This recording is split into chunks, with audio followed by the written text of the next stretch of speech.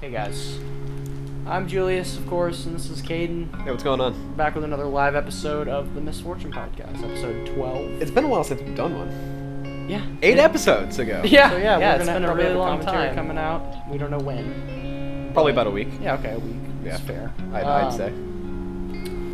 But yeah, we're back. We're doing a live episode. You know, we're chilling right now. Caden's playing Forza Horizon. I don't know what you're talking about.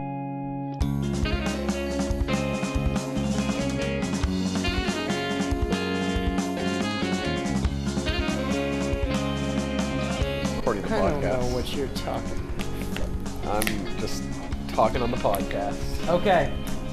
We got multiple things on the agenda today. First one being Konosuba. In particular, Ibarashi. season 1. Because I Yes. want more content to be spread out Yes. throughout the episodes. And I'm a lazy fuck. That's another Yes. That's another component. So, we watched Konosuba. I think we sort of hinted at that last episode. Or Yeah, maybe we you said it, I don't actually- remember. Yeah, you reviewed it, actually. As you were... Oh, right, okay, you were yeah. in the midst of it. I was watching, so... I had finished it. Yeah. But Oh, or okay. I was like, I think I was close to done when I Okay, was yeah, maybe you I were- was in the first season or something. But Well, you hadn't watched, like, the movie and stuff, though, right? no, I don't think so. All the extra stuff. So yeah, It's other than like Sword Art Online, first isekai anime. it was my first isekai And anime. so isekai is defined as like what's the formal definition? Because like I think it's just like fantasy world. I think right? it's like- and I think there's generally a type of main character. main character that it gets has. sent to fantasy world. Yeah, Like usually people like Kazuma, young boys. Mr. Sato. So, okay, here it is. Isekai is an accidental travel genre of light novels, manga, anime, and video games that revolve around a normal person from Earth being transported to reborn or otherwise trapped in a parallel universe or fantasy world. So, Sword Art Online would qualify, I guess. But, I mean, that show is... I watched that shit when I was 10, and I thought it was great. Like, It's not though. it's not. That's I've never seen it, and I know that. It was fun though. It was enjoyable, but enough about Sword Art Online though. We gotta talk about fucking Konosuba. I like it. I think it's good. It's a good show. Yeah, it's a lot more comedy based than I thought. I don't think it's too like deep. Just based off season 1. I don't know what the fuck is going on in season 2. I don't know if there's some fucking Evangelion level turnaround, but it's probably not. But Yeah. regardless, it's not entirely too deep, and that was kind of sort of my problem once I was on like episode 7 or something, like a little after the midpoint of the show. The jokes were getting like a little tired, like they were kind of the I get same that, yeah. one note jokes. Darkness is a masochist. That's funny. The joke. That's funny. That's a funny. I did like how they added. They did make exceptions though. Like when she's truly embarrassed, that's not fun for her. Yeah. Like they did make some distinctions, so that was kind of cool, I guess. Kazuma is, I mean, he's a neat. He's horny, dude. He's horny. You and he's a you neat. can't blame a man for that. And that's really all there is. I don't like the creepy, rapey vibes he gives sometimes. That is odd. That is a little odd. But go off, I guess, Kazuma. Then there's... So he dies. Okay, and it's actually pretty funny. He dies... Yeah. Of like thinking, a heart attack or something. Thinking he sacrificed himself to save this girl who goes to his high school. Because he thought that this fucking vehicle was about to hit her. It turns out it was a tractor, and he very died slow from the crash, shock of this very yeah, slow he had like tractor a panic attack. coming towards him. So much so he peed his pants, and the doctors laughed at him as he died. Get a load of that guy. What a starting scene! It was What a dumbass. pretty funny starting scene. It just hops right in too, might I add, at the very beginning. And we got then we get introduced to Aqua, who is an individual. An individual, Aqua. She's a goddess. Of water. Yeah, of water. She's a waterbender. And so he gets asked. I don't want to do like a plot summary, but like I just want to kind of explain it. Like he gets asked if he wants to go to a parallel world where it's like kind of a fucking adventure where he has to fight this. What is it, like a demon king or something? Is it a demon king? Yeah, like or the a Devil King or Devil something King, like that. Yeah. And she's like, you can bring one thing with you, and he's like, I want you. And I think that was pretty cool. That's I think it's that's a high level play pretty funny choice. because she's useless. Yeah, she is useless, and she's She's not very smart. No.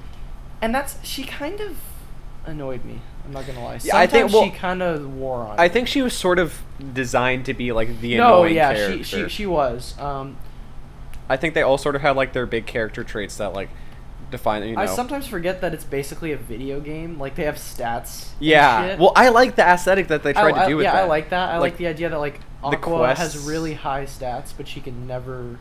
She's a level up dumbass. any of them, and that was actually kind of funny when he was like, "She can never improve her intelligence stat." Yeah. I'm stuck with this. I like the quests and the leveling up and that sort of thing. Like sometimes it would get a little bit too much, but most of the time I think they pulled it off pretty well. Like there were some episodes where I was like, "Okay, I see where this is going." I think the thing that they do where like they pause the game, that's sort of weird. That is weird. I mean, but like it's kind of a meta joke, I guess. It's not bad, you know. I don't think there's anything in the show that's necessarily bad. I think my favorite moment in the whole show though is that montage of like the her work and montage Kazuma working, because like I may or may not have watched a video on this, but like it just completely distracts from what an adventure should be. They're actually like working hard to earn a fucking living in a They're working harder than Cosmo would have like in his normal life. What he would have wanted, like more than he ever had in his normal life probably. Yeah. And that was just cool. And then but it's just basically just like a gag. It gets like pushed aside kind of. And they formed this basically as guild. You got Megumin, which I don't see the appeal to yet as a character or in other ways, but like I don't see the appeal to her yet, but she may get some I don't know, some interesting character things in the second season. I don't know. So I finished the show, and so I think one issue that I do have is that Megumin in the first season, she's sort of just used as like the a big explosion. She's kind of a one-note character. Yeah.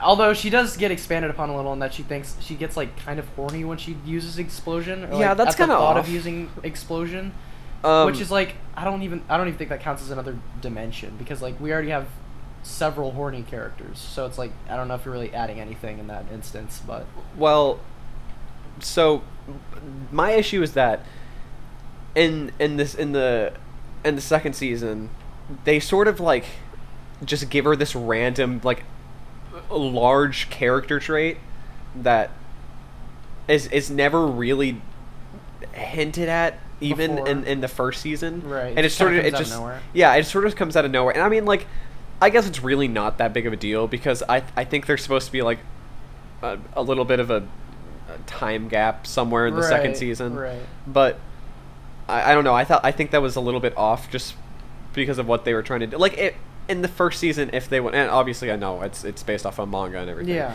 In the first season, though, if they would have like sort of at least even like just slightly hinted at it here and there, then it would have worked perfectly. Because just in the first season, she's just super one note. Like I mean, I like the idea of like using one big attack and then passing the fuck out. I think that the idea is kind of interesting, but like that's literally all that there was to her character in the first season. I don't know if I'm missing anything, but no, like, I think you're.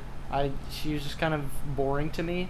Yeah. Darkness is probably my favorite character. Darkness is my favorite in the first season.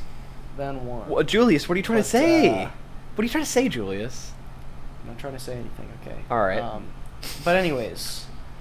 But no, seriously though, she's actually she's interesting. She's interesting. They make her interesting. Like right at the tail end of the series, it turns out she's like this rich girl. Yeah. That's her family owns the land, and she's like part of royalty. And it's like, oh shit, we didn't know that fact about you. That's actually kind of interesting. You're not just some random masochist. Yeah. Right? And so maybe there's a new context that gets added to it. It's like, she's like a could she be like some like a spoiled rich girl in some respect, like that, like could just get her whims whenever her whims in this case being like being a masochist again, you know? that's a second season moment. Yes, that's second season type beat. But and then there's Aqua, who but they don't really explain much about like her backstory. Well, there's not much to her. She's like a goddess, right? Like, like Darkness gets her backstory half explained in season 1, half explained in season 2. You know, Megumin gets her backstory explained in the movie. I did like that one gag where Darkness was like, "Oh, how I'll miss that guild that kicked me the fuck out," and they're like, "We're still alive. Yeah, we're still here." Because I'm anime does that all the time, where it's like, "I will miss them so." It's like, and then they're just like standing behind them. Yeah. I think for the most part, the majority of the jokes in this show land. Like, Yeah. I think every episode I laughed at least once. Yeah, no, for sure. If not twice or 3 times. There's some good jokes in there where it's like, oh shit, this is where this is going. Yeah. You know. And I think that's even more so in the second season, because I feel most of the time for me, a lot of the time it ends up being the first season is it's development of characters, and it's like the building of the friendships, or the group or whatever, and then the second season is really like a lot of developing. Yeah, even further. Well, I hope that's what it is, because like if you're just establishing your entire story, like, what the fuck? Like, yeah, right. You're just establishing new shit all the time without like going into or developing any of it. Then like that's bullshit. And I normally what gets me really hooked on shows is not, for me personally, if you can have good character development, even if the plot sucks, I'll probably still enjoy the show, because the character development it factors a lot into the plot, really. Right. I'm writing something right now, and that's the most fun thing for me to think about, is the character arcs and shit, and like how they're gonna develop, and like what they're gonna be like in one scene versus how they are like like hundreds of scenes later or something. As opposed to like the plot, which is just like, you gotta come up with all this shit, and it's like, I don't want to fucking do this. Yeah. And it fucking kills me. It's easier. I would imagine when writing a story, it's probably easier to do the character development, but it's harder to get good. It's harder to get good, but it's also like harder to put that character arc in the context of a plot. That's interesting and keeps like the viewer or reader going. Yeah. But so overall I give Konosuba a 7. Season 1, of course, I guess not overall, but season 1's a 7 because like it's good. There's some funny parts in it. Like, it's funnier. It's probably funnier than 95% of comedy anime put out. Yeah, I'd say. Sure. Well, going into it, I did not expect it to be as necessarily comedy based. I thought it was, just sort of like slice of life in a way, but in another. But sometimes, I didn't expect it to be done in the way that they did. But it's not like it was a bad. I was pleasantly surprised when I saw. Right. I gave it a 9, I think, on my anime list. But Mao. I forgot to link our accounts, by the way. I'll probably do that this episode. Yeah. But I think, in terms of objectively how good it is, I'd probably give it like an 8. An 8. But like enjoyment, it's a 9. Enjoyment, yeah. For me, it was a 9. See, I could probably understand that. Like I could probably go back and watch some of these, because like you could watch realistically any of these episodes in like a vacuum. You should be able to do that. Like skip to whatever episode. Yeah, they're sort of each individual episode's. Each self-contained stories, although they do tie back to some things sometimes, characters from previous there's references and that sort of thing, but overall, no, I think it's definitely worth a watch. Good show. It's really not that long, and it's literally like the first season's like you could binge that shit. It's probably the best seasons you could binge it. It's probably like the funniest show I've seen so far. I haven't watched a whole lot of comedy anime, but. I think this is the only one I've watched actually. Where comedy was like the main focus. Yeah. But yeah, no, I enjoyed it. Good show. It's a good show. I like it. So Konosuba, we were not responsible viewers. We were not responsible consumers, because we watched the first few episodes of this on Kissanime before everyone the happening. Everyone put your lighters in the air. Everyone put your candles in the air. So I recall the night very well. It was I remember the night I got the call. I remember the night of 1,000 tears. It was actually the night that I was watching the Konosuba movie. When I was like, okay, I'm finishing Konosuba tonight. And I'm still sad about this. So, Konosuba on Kissanime, not because of the Kissanime shutdown, but it just wasn't loading the movie. Yeah. So I went on 9anime.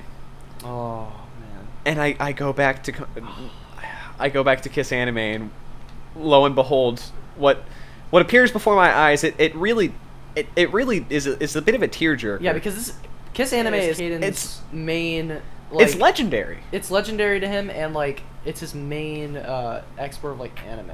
I think. Well, you know, I started using Kiss Anime on like literally my third anime, JoJo. Yeah, and yeah, I remember first going on there and I was like, "This is sketchy. I'm gonna get a virus." But Which is me every time, but it works perfectly. I've used it a million times. Yeah, once you get around all the shit, you know. Yeah, I mean, Kiss Anime was shut down. It's I forgot like. It's because of new copyright laws in Japan and something about the ads that they had running. Well, that's weird. Okay, so it was the ads then, because like, the website I use is called Anime Twist, and very good website. It's 0 ads, of course. It's really good quality. It's all subbed, unfortunately. I wish they would add some dub, because I'm kind of a dubby boy sometimes. Kind of a dubby boy. But yeah. Like very high quality, like has a lot of shit. Like generally doesn't buffer unless you have like very shit Wi-Fi. Yeah, then terrible you're done. connection. But like otherwise, yeah, very good website. I don't know like how shit like that even stays up, because they're like series in full, movies in full on there. Like how does that shit? Yeah, I mean not honestly, get taken down? I know Kiss Anime had some sort of loophole. Yeah. In terms of their shows, but you know it had been up since like 2012, I think, or something like that. That's how old I think it it was was? like the most used anime. I think so. I mean, that's the website one like I heard that. about the most. I think second place is probably 9 Anime or Right. something like that. But no, I mean honestly, it's genuinely kind of Okay. sad to think. I think I remember now. Okay, so Anime Twist doesn't have ads. They get their funding through donations. Like I think they do like usually like $800 a month. They try to reach that goal or something, and they keep it up. Okay. But I don't know how they keep it up. It's I mean, they're always going to keep copyright people out laws there. are. Oh yeah, that's true. But I mean, yeah. Rest in peace. It's sad. Kiss It's- Anime. This is very sad. These are very sad times we're living in. Yes. So, pour one out, guys. Pour I'm out. sure if you watch anime, you probably already know about this. Yeah. No, this was there was a big cry on the internet. Yeah, there was one unanimous funeral. I literally found out about it Kissanime. within 40 minutes of it happening. So, no, yeah, that's a little bit sad. So but continuing on our our list. our anime kick. Well, I'd like to talk about one. Okay. I watched a little anime Oh yeah. after I watched Konosuba. Because Caden is very chronological about or not chronological, but like he can't be watching two at the same No, time. dude, I can't do that. I used to be able, like, I remember at one point I was watching like Breaking Bad, JoJo, and damn. another anime or another show all at once. Wow. But I can't do that. I have to stick on one show. But so I finished Konosuba, and I heard about this anime called Black Lagoon. Yeah. And I've been interested in it for a while. At first I heard about it and I was like, it's a pretty well known one.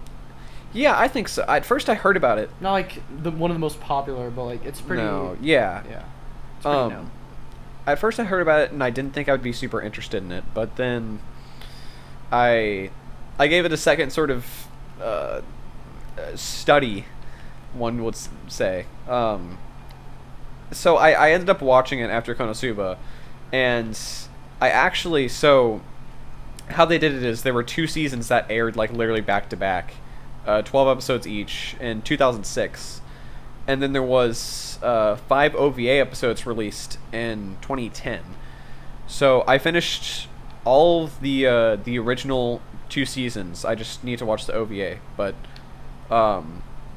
I'd say probably like the main plot line I'm pretty much done with.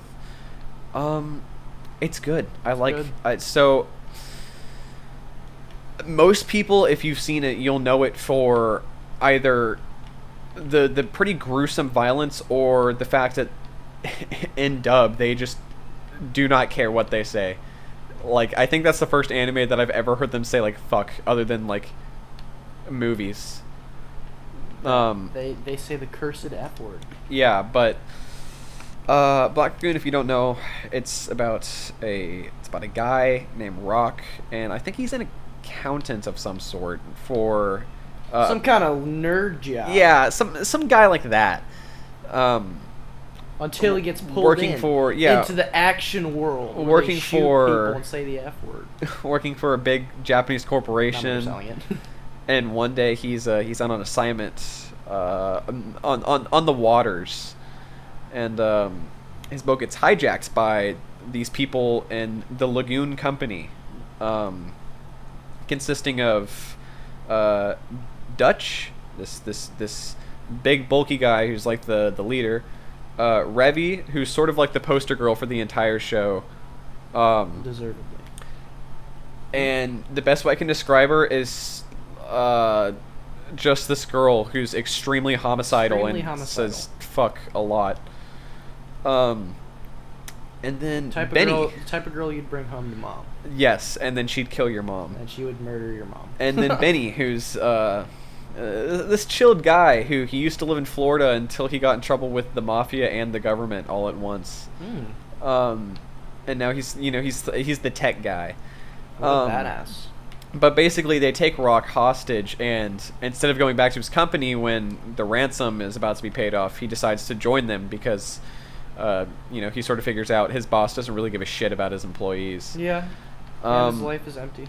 And so basically, it's all about these escapades that the Lagoon Company goes on. They get in big shootouts, and it's like sort of Cowboy Bebop. Yeah, I was about to ask. Is it like self-contained stories for each episode? Sort of, yeah. So how they do it is there's like tiny little mini arcs that are like 2 or 3 episodes each. Except in the second season where there's an arc that's like literally 6 episodes. An overarching, yeah. Which is that's weird for the show. That was weird for me to see, but they go on their escapades. They're normally like 2 or 3 episodes each, and there's episodes where they'll just be delivering up some drugs, and then they're getting taken over. There's an episode where they try to recover a painting that was painted by Hitler, and it was worth a lot of money, but then neo-Nazis come and try to kill them all. The way his paintings look, I'm surprised they went for so much. I don't think it was painted by Hitler. I think that was just propaganda. Fuck Hitler. Hot take there, Only Julius. Controversial takes Yep, on this podcast. that was a hot take there. Yeah, fuck Hitler. You might be getting in trouble for that one. I can't really chill with that guy Hitler, though. Like, yeah, he's kind of whack. I can't really vibe with him. I don't vibe with that Hitler guy. I don't know why. But no, yeah, it was a very interesting show. I mean, I don't have a ton to say about it because really it doesn't have it's kind of straightforward. Yeah, it doesn't necessarily have like a plot. Like an overarching big plot. Alright. The second season has the first season it's mostly action. Right. And then the second season it's pretty much the same except that's a little bit better character development in my opinion. But yeah, I mean, not a whole lot to say about it other than that it's a good show and I really enjoyed it, and it's worth the watch. It's really not that long. Revy is another individual. She is another. That is an affirmative on my end. I think it's just. I mean, yeah, sex sells. That's it. That's why she has to be the only. Literally, is she the only one in the opening? Like we watched it earlier. I feel like she's they the only flash one. the main character's faces. But she's literally in the opening the entire time. Yeah, it just shows her ass the entire opening. I think that's a general rule though. Like 02 being the poster girl for Darling in the Franxx. Yeah. Or I mean, Hero's like on posters and shit, obviously, but like, what's the? Like, it's always 02. The first thing you think of whenever you think of Darling in the Franxx is 02, right? Or fuck, there's another example. Yeah, there was another example. I just forget it. We're just gonna skip over that. Yes. Like that never happened. Okay. So moving through our anime topics. So we got some news. We got some news from the people. I don't know who put this. Like, if there's a specific 5PB and 5PB, White Fox and Mages. Yeah. No, Okay. Pretty much. So, the Steins Gate 10th anniversary. It's really strange to think that Steins Gate's 10 years old because it doesn't seem like a 10-year-old anime. Yeah, not really. It does comfortably seem like a 2010s anime. Yeah. The opening kind of feels like a 2000s The opening does. It's very 2000s like, but So they're doing a bunch of shit for the 10th anniversary. So I don't know what they're doing. But Well, I'm okay, just- I sort of... Okay. Yeah. So- yeah, you can summarize it. The big things that they're doing is... they've announced that they're releasing... like, free episodes and manga volumes. They haven't, like, necessarily stated what that might yeah, entail. Yeah. Have they specified like what episodes or? No, but so that was one thing. One big thing is that they said a live action adaptation is in development. Okay. I really hope not by Netflix. I mean, we've had this conversation about live action anime adaptations. And here's the thing. They almost have to be different. Like, they have to be different in some way because like I don't feel like you can faithfully translate anything in anime to like live action and have it not be like awkward. Right. You know? I mean, have it not feel awkward. most of the time, I would say, well, in terms of all the ones that I've seen so far, I don't know if there's better examples, but I think the anime is pretty much always going to be better than the live action. I mean, that's the original. Well, because just some things are like offered by like the anime medium that aren't by the live action. Like, it's not awkward for a fucking 2D anime girl to say like doo doo doo. Like, that's not awkward because she's supposed to be like cute and shit. But like if it's like a real person, I felt awkward saying that myself. That was kind of weird. That Julius. was kind of weird. That wasn't particularly just, like, normal. Steins Gate is just weird, but if you try to make it like too different, then it'll be it even loses weirder. its charm, I feel. Yeah. and becomes a whole different thing. And I don't even feel like you can criticize like when people criticize like Death Note, the movie in the context of the original show. I don't understand it because it's like it's not supposed to be the same thing. It's not supposed to be faithful. Yeah. And I think they did a good job at changing it up. Yeah, but it is very hard to criticize something in a vacuum like that, though, and not compare it. Yeah. But like, I mean, we'll see. You know, I've never seen anything good come out of live-action anime movies, but Well, that's the thing. We don't even know if it's going to be a series or an anime. You know. that's true. It could be a series. Because Death Note was a movie, but probably arguably could have been better as a series. Probably, I don't know how you would fit Steins Gate into a movie. That'd be hard. Ah, that's true. Unless actually. they actually just fully change like, the story. You need a lot of that like building up to make. Yeah, that's what makes the show good. In my to opinion. make like what was it, like episode 13 when they fucking stormed the apartment. Yeah, when Mayodi first dies. Yeah, like you really need that build up of the first 12 episodes to be like kind of lighthearted to contrast. Although there are some dark moments, but like they're comparably lighthearted compared to the second half of the show. Right. Which is extremely dark. And like if you're like killing Mayuri like minute 40 or 50, like, then it's that not just going to have feels- any impact. It has no weight and it feels Yeah. really weird. So a series would probably be better. Like maybe a mini series. Yeah. I mean, I 6 don't know. We'll have episodes to or see how that something. goes. Yeah, that'll be interesting. Who knows how they'll do it? You know, it's Japanese made, so Yeah. you know, hopefully they do it better than we would in America. It's so weird because like there are live action anime movies made for like so many anime that you wouldn't even like that I just forget about. Like there's a Full Metal Alchemist Brotherhood movie. Is there? There's a Mob Psycho movie. Is like what? Yeah, I didn't even know that. there was, and they all look like shit, and that's why they're so fucking forgettable. But Yeah. is there anything else going on with the Steins Gate 10th anniversary? So the other big thing that it was some executive working at like Mages or something. Essentially, he said, you know, we have something really big in store. I don't know what that entails. I don't see them doing another series because Zero. I feel like it'll probably end up being a new game. New game, yeah, that would make Yeah. sense. Because there's a lot of shit you could do with like a game. Yeah, I mean, Because it is a video game. Steins Gate is a video game. yeah, and I mean, Before it is an all of. I think pretty much all of the Steins Gate anime properties have been based off of the games. Yeah. Even Zero was a game. Yeah, Zero was a game, you know. So I don't know. We'll have to see how that goes. I'm excited for that. I don't know when they'll be announcing that. They might have already announced it at the time of us recording this. Yeah. I don't know. Well, that's cool that they're putting shit. I mean, Steins Gate is still a relatively. I mean, it's not one of the most popular anime properties, but like. It's the second best, supposedly. It's, oh yeah, it's still going. I think it is actually I very think- popular. I think it has like 1.2. Okay, I was thinking more like Western. Okay, In terms of, like, yeah. Okay. I think in Japan it's extremely popular though. But what the fuck was I gonna say? Yeah, like we just got Zero, which came out in like what 2018, 2019. 2018, I think. Yeah. And so it's still like alive. It's still active. Like they're still making shit for it. Yeah, for sure. But I mean, yeah, we'll see how the live action shit pans out. Speaking of live I'm gonna try to tie this. Okay, so we got all right. live action. You know, as I said in a previous episode, there's gonna be a live action adaptation directed by Mark Webb. Your Name. Oh yeah, I forgot about that. Yeah, that's. Guess what? Your Name. We're talking about the movie Your Name. Hey! Not just Your Name, bitch. So Weathering with you. We're talking about the Shinkai motherfucking filmography. I'm a stubborn little bastard, and I refuse to watch a Shinkai movie if it's subbed. You can kill me if you'd like. I will fucking murder you here.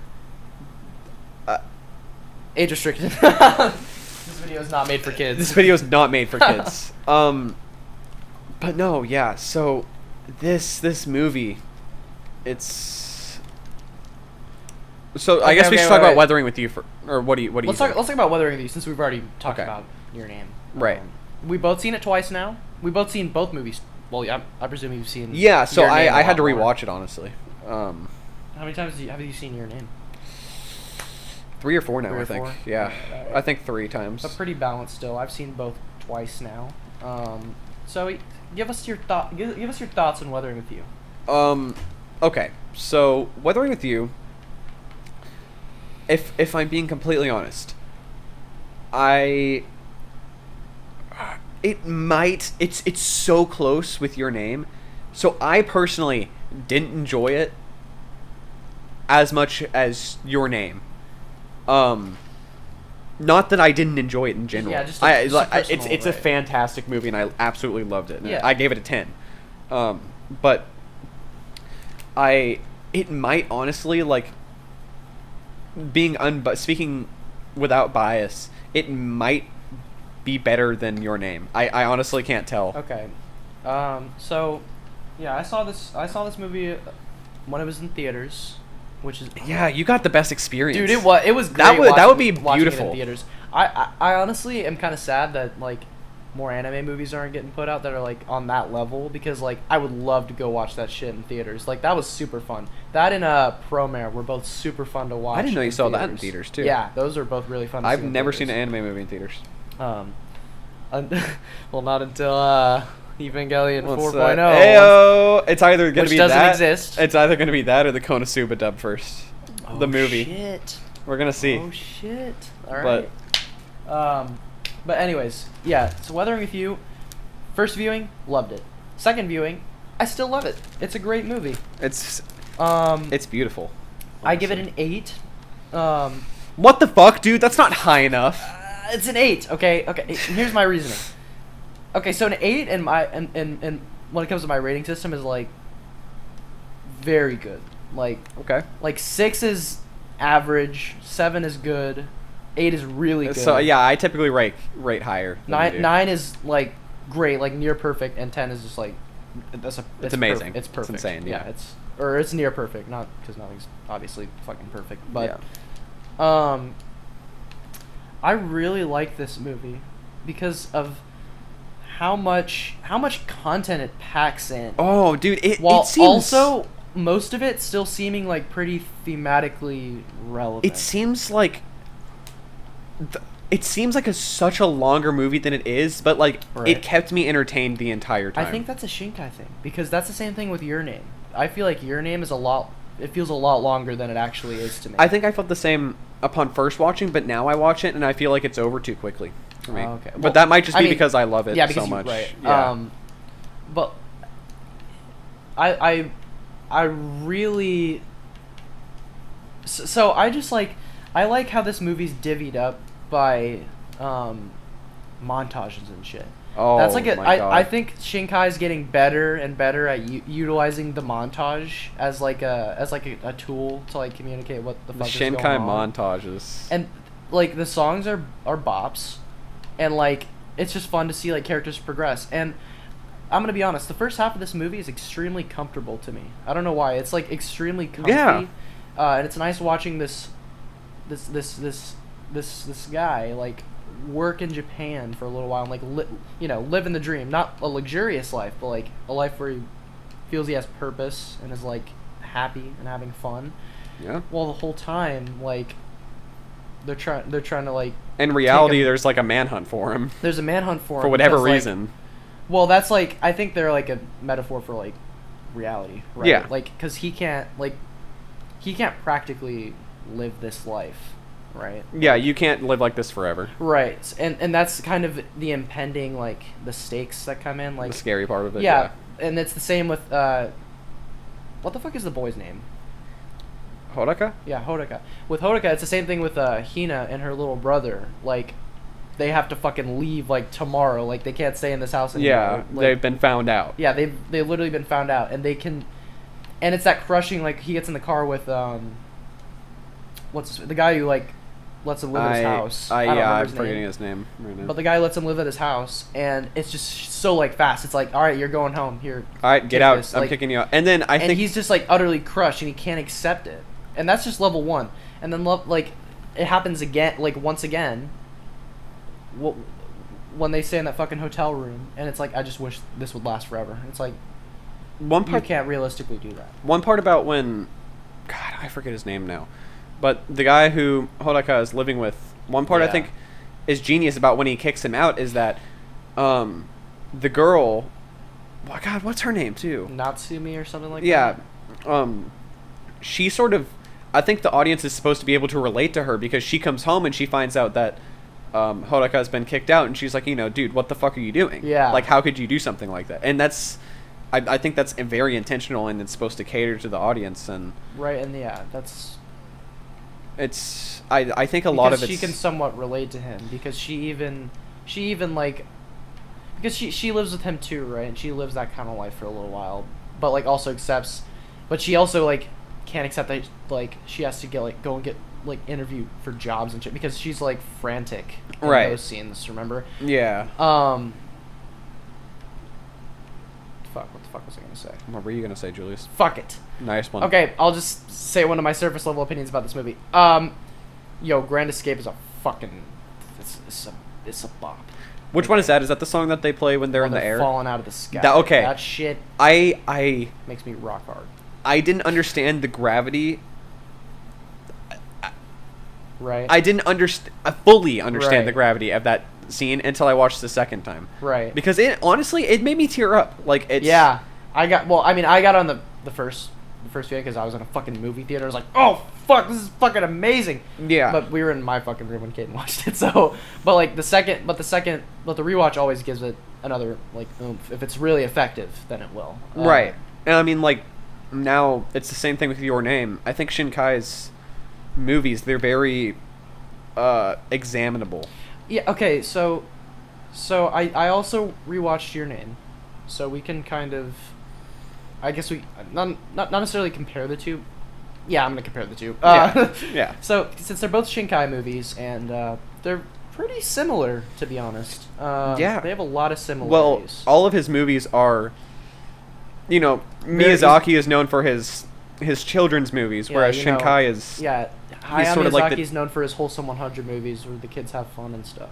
Shinkai Just is kidding. No, there's a lot of depth in his movies too. I wasn't trying to undersell him, but Shinkai is it's sort of more catering to the teenagers group. for sure. Like, and I think even adults would really be able to see how amazing. Yeah, the themes in Weathering with You are like super Coming of age. Yeah, coming of age, Yeah. like having to accept reality, but also Even more so than Your Name. Yeah, I feel. but like here's the thing. Like Weathering with You has this thing where it's like the world, or not the world, but like the world may suffer, if you don't like put your all into it or something.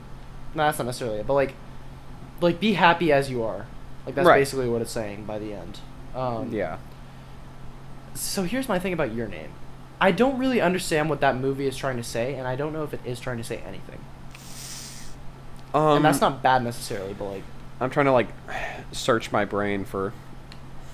Well, I think it's sort of about I think Your Name is more of I think the it's cherish what you have sort of deal. Okay. Where it's like, Mitsuha and Taki in that movie, they're sort of taking it for granted, and Taki he knows that he likes Mitsuha, but he either he can't come to terms with it or he just sort of won't accept it, and so he's sort of taking his relationship for granted until the very end when they meet up and they're so desperate to have met up. So they both take it for granted. And then Taki just is fucking gone. Right. That's true. And then they realize, the gravity of their relationship.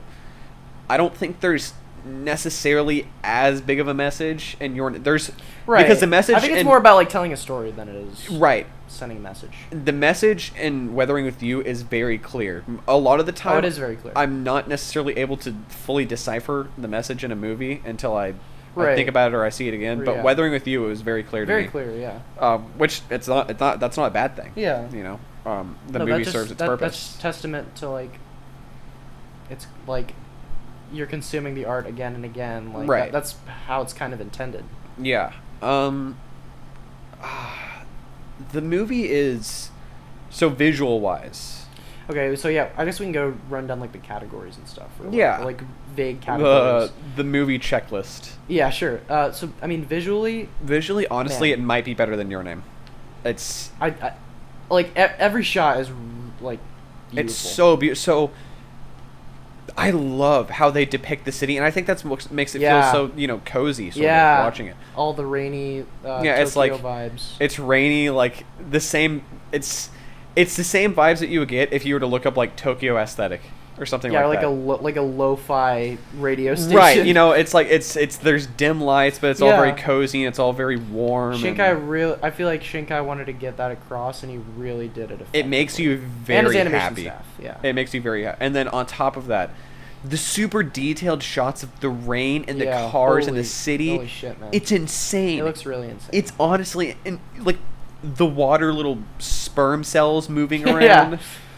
It's incredible. That entire climax. I never like Your Name made me go crazy, but this is even better. Honestly, this is another level. Like I never thought that literal lines could look that good. Yeah, seeing that in the theater when they're over the fucking city. Oh my god. Holy shit. I can only imagine what it would be like. It looked so amazing. Seeing that in the theater and the loud music. The visuals are phenomenal. Absolutely. But that's not to undersell any of the visuals in Your Name though, which are also probably one of the best parts of the movie for me. Yeah. Well, so with music wise. Yeah, music. Visuals, I think Weathering with You is honestly probably better. Yeah. Music, I gotta give it to Your Name, dude. I'm sorry. I can't get into the Your Name music. I don't know why. It seems, I don't know. It just doesn't affect me emotionally. The only one I could honestly say that I kind of like is what's the one called where the fucking meteor's coming? Nande something. Yeah, I know what you're talking. Yeah, that song. I kind of like that song because it's a nice like climax song. There's two songs that really get me. So I actually started unironically listening to the entire Your Name soundtrack. I have it saved on my phone. I will say the actual score is pretty good. I like it. Yeah. So there's two songs that really put me in different emotions when I think about the song. There's Zen Zen Zens that I just have saved to my normal playlist that I listen to. And that song is such a banger. It goes hard. And then there's a song called Sparkle, which it honestly makes me I honestly I couldn't tell you off the top of my head. I have to see it again. And we can listen to the song later and figure it out. But Sparkle, it just makes you really sad when you think about it. Makes you sad but also happy at the same time, sort of, when you think about how the movie ends. Yeah. Oh, okay. Sparkle, I think, is the song that plays when they're trying to find each other on the mountain or whatever, and okay. Mitsuha's like riding her bike and she she crashes or whatever, and she has to. Yeah. I think that's when it plays. Okay. I might be wrong about that. Yeah, I remember that. Ever since I've really started actually listening to the songs a lot, I have the entire Your Name soundtrack downloaded onto my phone. And I'm sure Weathering with You will be the same thing. Right. But just how it's designed and how it's used in the movie, really, it always gets me. I'll be honest, I don't remember most of the songs from Weathering with You other than Grand Escape, but like that song just goes way too fucking hard for me. Like it's a slow build up to a fucking exciting ass climax. That's partly what wanted me. That's partly what like got my ass in the seat in the theater. Was that song in the trailer, and I was like, this looks fucking hype. Honestly, like the build up to the song is incredible, and then the fact that it's like it's silent for a minute, and then the song plays, and then it's all of a sudden the song just cuts out and it's silence, and they're just free falling in the sky. Right. Like that part is incredible. The climax is so exciting. And so is Your Name too. That's like one of the strong points of Your Name for me is that build up to that fucking meteor hitting is insane. Right. Well, because I think the plot twist in Your Name, like, okay, the plot twist in Your Name is still the strongest point of the movie for me. Yeah. No, I think that's like it's kind of terrifying. It grabs you by the neck and it doesn't let go. Yeah, it's kind of terrifying. And like it flashes back to I forgot who or what they said, but like it was like I think it was the grandma saying like something about it being a dream or something. I was like, this is legitimately like kind of unsettling. Yeah. Well, I mean, I did not see it coming because like nobody ever said anything about a twist in Your Name. Well, you never would have expected it in a movie like that. Yeah. Like So I think to even say that there's a twist in it is kind of a spoiler. Right. Well, okay. So I watched 5 centimeters per second. Yeah. After I watched Your Name, and I think I sort of just watched it and I sort of had it on the background, but I was paying attention. It was his first like relatively big, well not big, but like I think it was like Garden of the Woods or something like that. Yeah. That was big. I think there might have been another one, but 5 centimeters a second. I watched Your Name and I was like, okay, this is good. I want to watch some of his older stuff because that's also. It wasn't as popular, but it was still just as good, supposedly. Yeah. Or not necessarily just as good, but it was still very critically acclaimed. And I watched 5 centimeters a second, and there's not a single hint of anything supernatural whatsoever. Like I'm pretty sure from what I remember of it, it's a boy who he's just struggling to get on this train and go and see this girl that he misses. But you know, with Your Name, like it's so incredibly unexpected. It's almost like the plot twist in Kill la Kill. Like I could vaguely see the plot twist in Kill la Kill coming just because of some cues. No, okay. Well, here's the thing for me was, not to spoil Kill la Kill because I don't want to because it's a great twist, but like, there was a point in Kill la Kill where I thought like, oh shit, is that gonna happen? And then I just forgot about it. Or not forgot about it, same, but like, yeah, same here. But like, same here. I dismissed it. It was on the back. I dismissed it because of a couple of other details. I was like, okay, well that wouldn't make any sense. But then when it happened, I was like, oh shit! And it's done perfectly. Yeah, it is. And I think it's the same thing with Your Name. Like, yeah, they execute it so well. Yeah. It's amazing, and that's what carries all the weight. Okay, so here's my thing. I still don't really see the necessity of the opening. Is it to like build expectations in your mind? I think it's. Because for first watch, that's fine, I think. Well, there are other anime movies that have the opening. You know, Ghost in the Shell, Akira. Well, I don't even think those are openings. I think those are legit like movie openings, but this one feels like an anime opening, like showing you what is explicitly going to happen. I think it's just sort of a show of like, okay, this is what we can do. Well, I think it was that, but also watching it a second time, I forgot how much like from the actual movie, like the actual plot was in it. Really? Like there's actually like some shit in there that has to do with the plot. I don't know. I have to watch it again. I think the plot was pretty clever. Overall, you know, with like the whole thing where he forgot about. Well, he didn't forget about her, but like it was 3 years ago, so he would have never even known her, and she just gives him that. Yeah. That and that ties back into the thing at the beginning where it's like there's like an emptiness.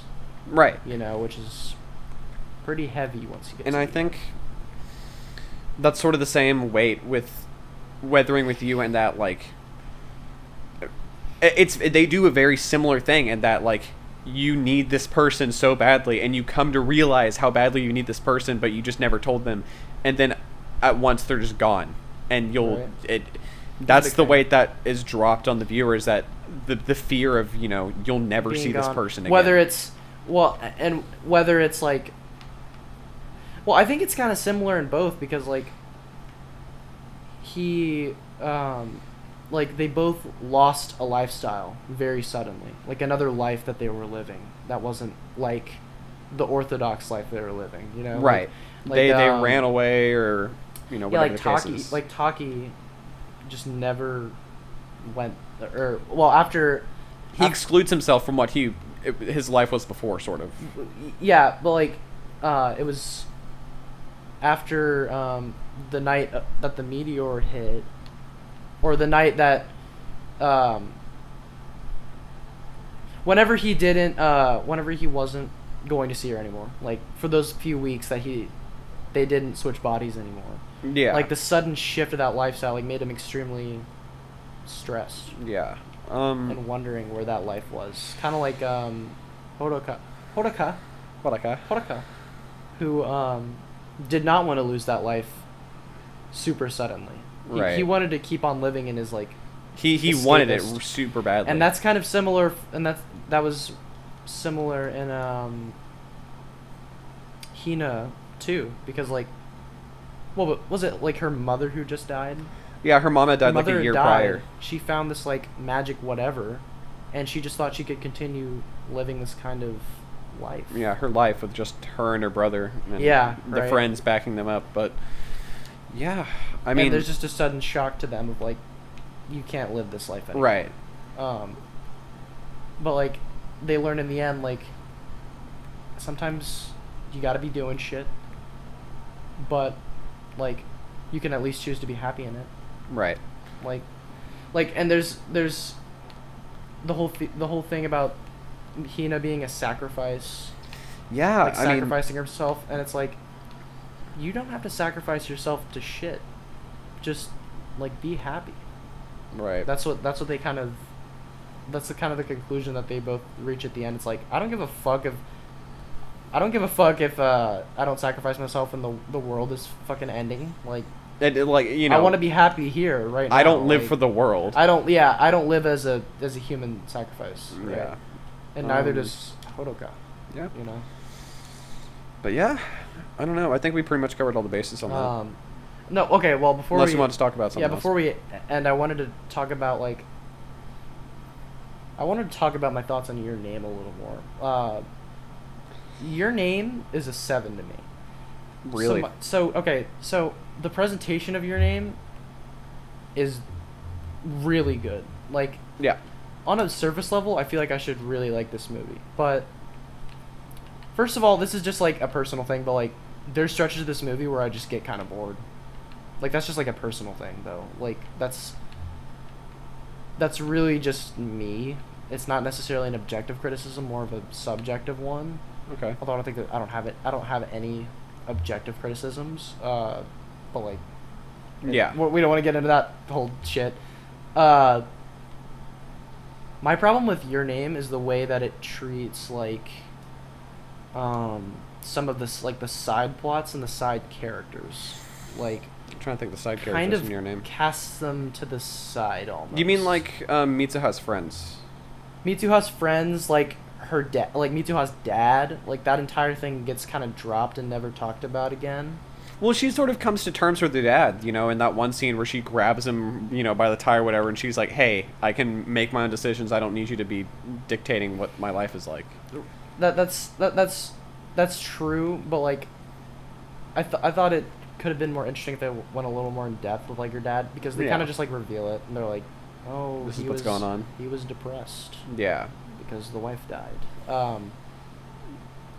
Taki's, like, His girlfriend. no, but okay. not. I think that one's fine, because, like, it just shows, like they're just different people. Right. Like, she doesn't want to be with Taki. She wanted to be with Mitsuha. She wanted to be with Mitsuha's, like, mimicry of Taki.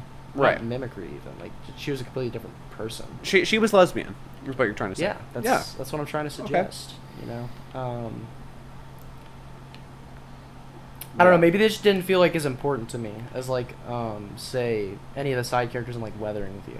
Okay, yeah, I get. Well, because I think the side characters of Weathering with You play a lot bigger of. Yeah, bigger role than in. Right. Yeah, that makes sense. I think. Okay, here's another one of my. You know, it's not even a problem with Shinkai, but like one thing about Shinkai is like. It's not a problem. It's He's a fucking dumbass. No, I'm making an observation. I'm making an observation more than a Yeah. than a criticism. I kind of like how he's just like, this magic exists. What the fuck are you gonna do? Like, He's not gonna explain it. He's just gonna. It's like the most soft magic system like ever. Like, she can just like make the rain go. Like she can just. It's change the based off weather. of like Japanese folklore. Yeah, and that's kind of the point. Is like, yeah, is like Japanese folklore contrasted with like modern age, day. I really like that clash. That is a pretty cool clash. So I mean, yeah, Shinkai so far has a pretty good track record. Your Name's good. Weathering with You is even better, and I'm excited to see what he puts out next. All right. I'm really excited to see. I think Weathering with You is good, but Your Name's better. That's mine. That's my opinion. All right. All right. But who knows? He could put out like he could put out a 10 out of 10. Absolute masterpiece. The greatest fucking. Yeah. Well, I do movie. think honestly that Your Name is a masterpiece because that movie is just I have minimal complaints about it. Right. But also, same thing with Weathering with You. Yeah. Yeah. Both very great movies. Yeah, And honestly, if you're even so, here's the thing. With anime, to a lot of outsiders, they're like, no, bad. Don't want to watch anime. Not necessarily bad, but like different. And they think that they wouldn't be able to get into this. Your Name and Weathering with You, both of them. You can get into it if you don't like anime. Absolutely. Like, I promise you. I mean, they're both fairly, other than the Japanese folklore shit and some of like in Your Name, there's a lot of like Japanese-centric undertones, things. sort of, yeah. But like, still, they're pretty in terms of like plot structure and stuff. Like, pretty like Western-esque movies. Yeah. Yeah. But I don't know. Shinkai is... Put out some good shit. He's good. He's a good man. Put some good shit out, man. I'm excited to see. Yeah, I assume he just sort of makes a movie every 2 or 3 or 4 years. I mean, so. it may be a little later now because of the coronavirus. Because of my boy COVID. You know what I'm saying? Yep. So, Caden, should we talk about... Okay, before we move into out of anime, would you like to talk about the movie that you watched? You have several movies that you watch, actually. I watched a couple, I think. A couple. I watched a movie called Paprika, directed by Satoshi Kon. Satoshi Kon, who did Perfect Blue. Did Perfect Blue. Also, I rewatched Perfect Blue. Yeah. Oh yeah. Interesting thing happened in that. Yeah. We'll leave that out. Leave that to Caden's mouth. Yeah. But no. So Paprika is. That movie's wild. So, okay. So, which is pretty much Satoshi Kon's filmography is wild. First half of Paprika, didn't like it. Not very entertaining at all. Could you elaborate? Just boring. It was very so I didn't like the first half of Paprika. A lot of the reason why I don't like Ghost in the Shell because it's to me it's just like nonsense. There's a lot of jargon. It's like nonsense investigation and you don't know what the fuck's going on and why it's happening or whatever. I sort of picked up what was going on towards the end of it, but then the second half. Oh, the second half. It gets Coney. It's Coney 2012. Fucking it gets Coney 2012.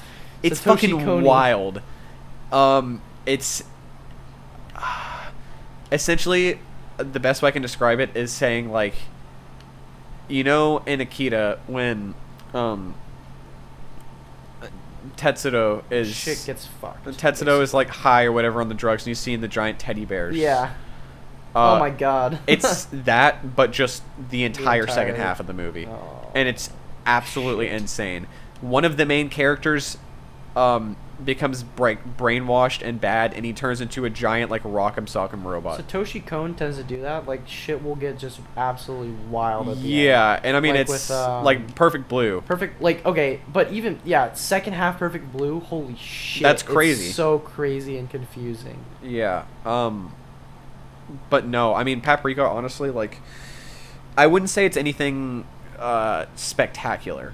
You Yeah. know, in my personal opinion, no, Perfect Blue is definitely still better for me, but it's a crazy movie, and I think its best trait is the visuals. Probably. I mean, Yeah, there's I've only heard I've heard nothing but good things about the visuals. there's a good.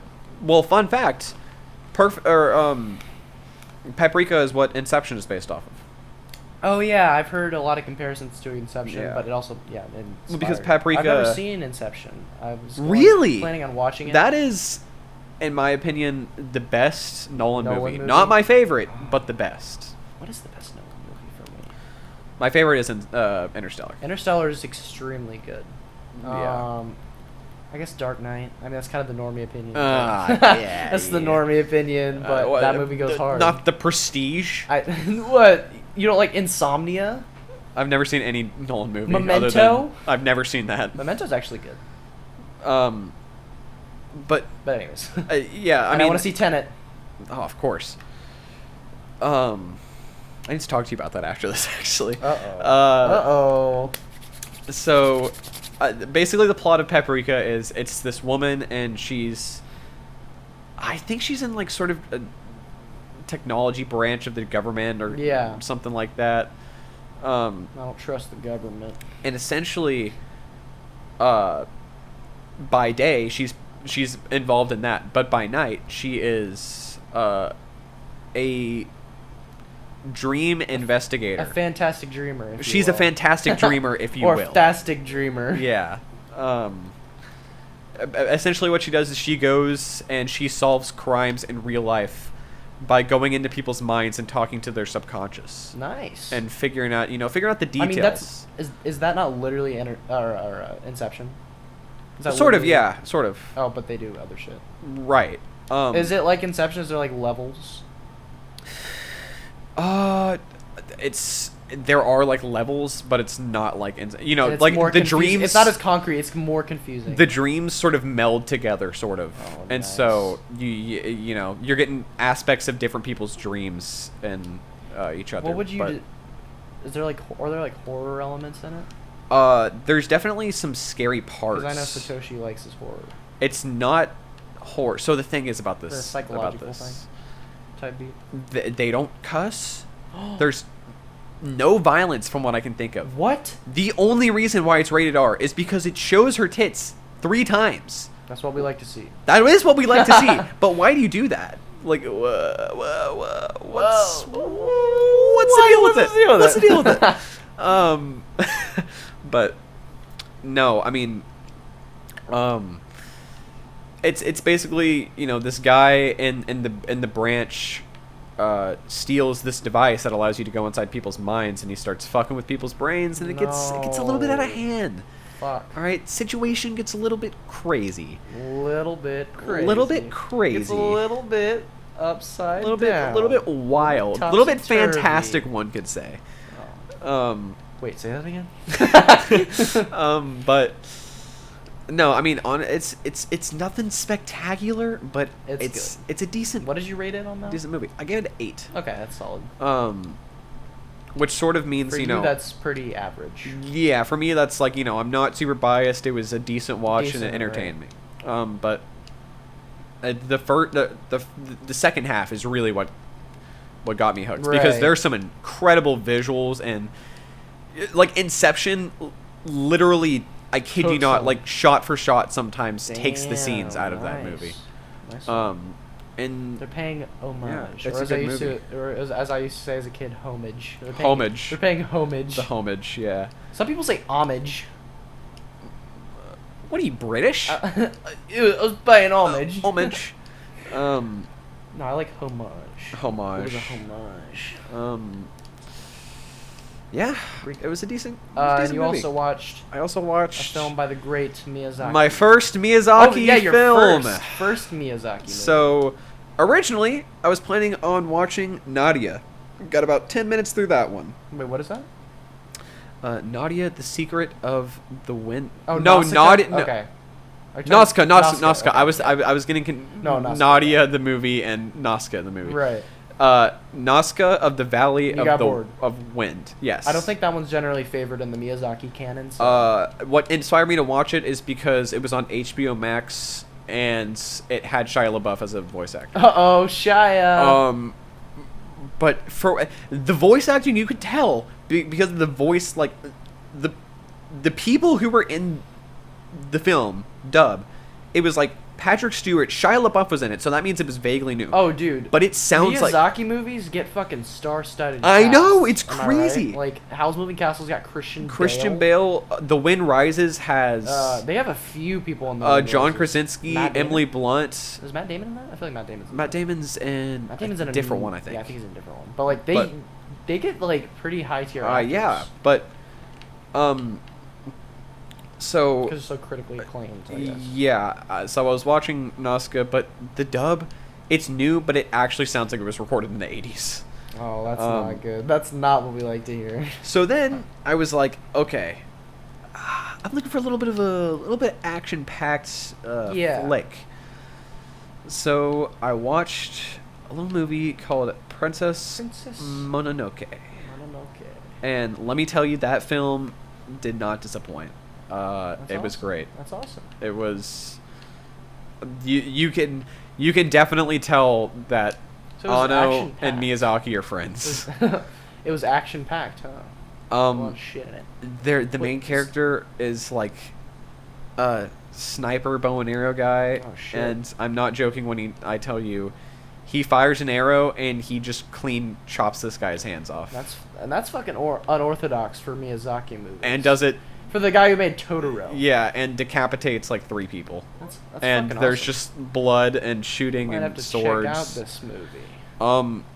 But it's beautiful, honestly. I've heard a lot of great things about Miyazaki. Obviously, like saying he's the best filmmaker, like, very famous filmmakers take after him. Quentin Tarantino, David Fincher, but it's you have to really honestly watch it. He just has a very good mindset about writing and writing stories. I've read the some vibes of the shit that it gives you really are all very, like even in Princess Mononoke, a PG-13 movie, you can tell it's written for kids because it gives you a very safe and comfortable vibe. But it gives you some of that edge too. It does. That's exciting. I kind of want to watch that movie. Now. Princess Mononoke specifically is very similar to Mulan, and it's world building. It's very similar to Mulan. It's I don't know what time period that is. Mulan? Yeah. I don't remember actually. It's in China, but I don't want to say like the Edo period or something like that, because that's 100%. I'm sure that's 100% wrong. I'm not very sure. Let's just say it was in the times. It actually took place during the Cultural Revolution. Let's just say it was in like the times of like the samurai and the shoguns and that sort of thing. Yeah. Not the Cultural Revolution. I don't know when that is either. That was in the 20s. Oh, well. Somewhere around like mid 1900s. They call me a history dumbass. That was when the commies were in power. You can't say that. Say what? I'm just kidding. But no, I mean it's fuck commies. But anyways. Dude, that's disrespectful. That's a hot take right there. No, it's first not. First Hitler and now the communists. That's a stone cold take, bro. Like half the presidents were against not half, but like a small fraction, I guess, because they were the only ones during the Cold War. But anyways, anime movies. But no, I really liked it. I gave it a 9, just because the pacing is a little off. The pacing, sometimes it rushes, sometimes it's kind of slow. And honestly, I don't mind the slow moments, but the rushing and it's sort of just all around, that's a little bit iffy. But other than that, it's a great movie. And you're like J.K. Simmons and Whiplash type beat. Like yeah, not quite my tempo. Are you rushing or are you dragging? Not quite my tempo. Not quite my tempo. I'll fuck you like a pig. That's a Whiplash quote, not a threat. I think you just came up with that, kid. No, that's a Whiplash quote, not a threat. I think you had that burning in the back of your mind. Okay. It was okay, Julius. But anime movies, good film. I very much enjoyed it, and it's beautiful. Let me just say, the art style, even for an older movie, it's still great.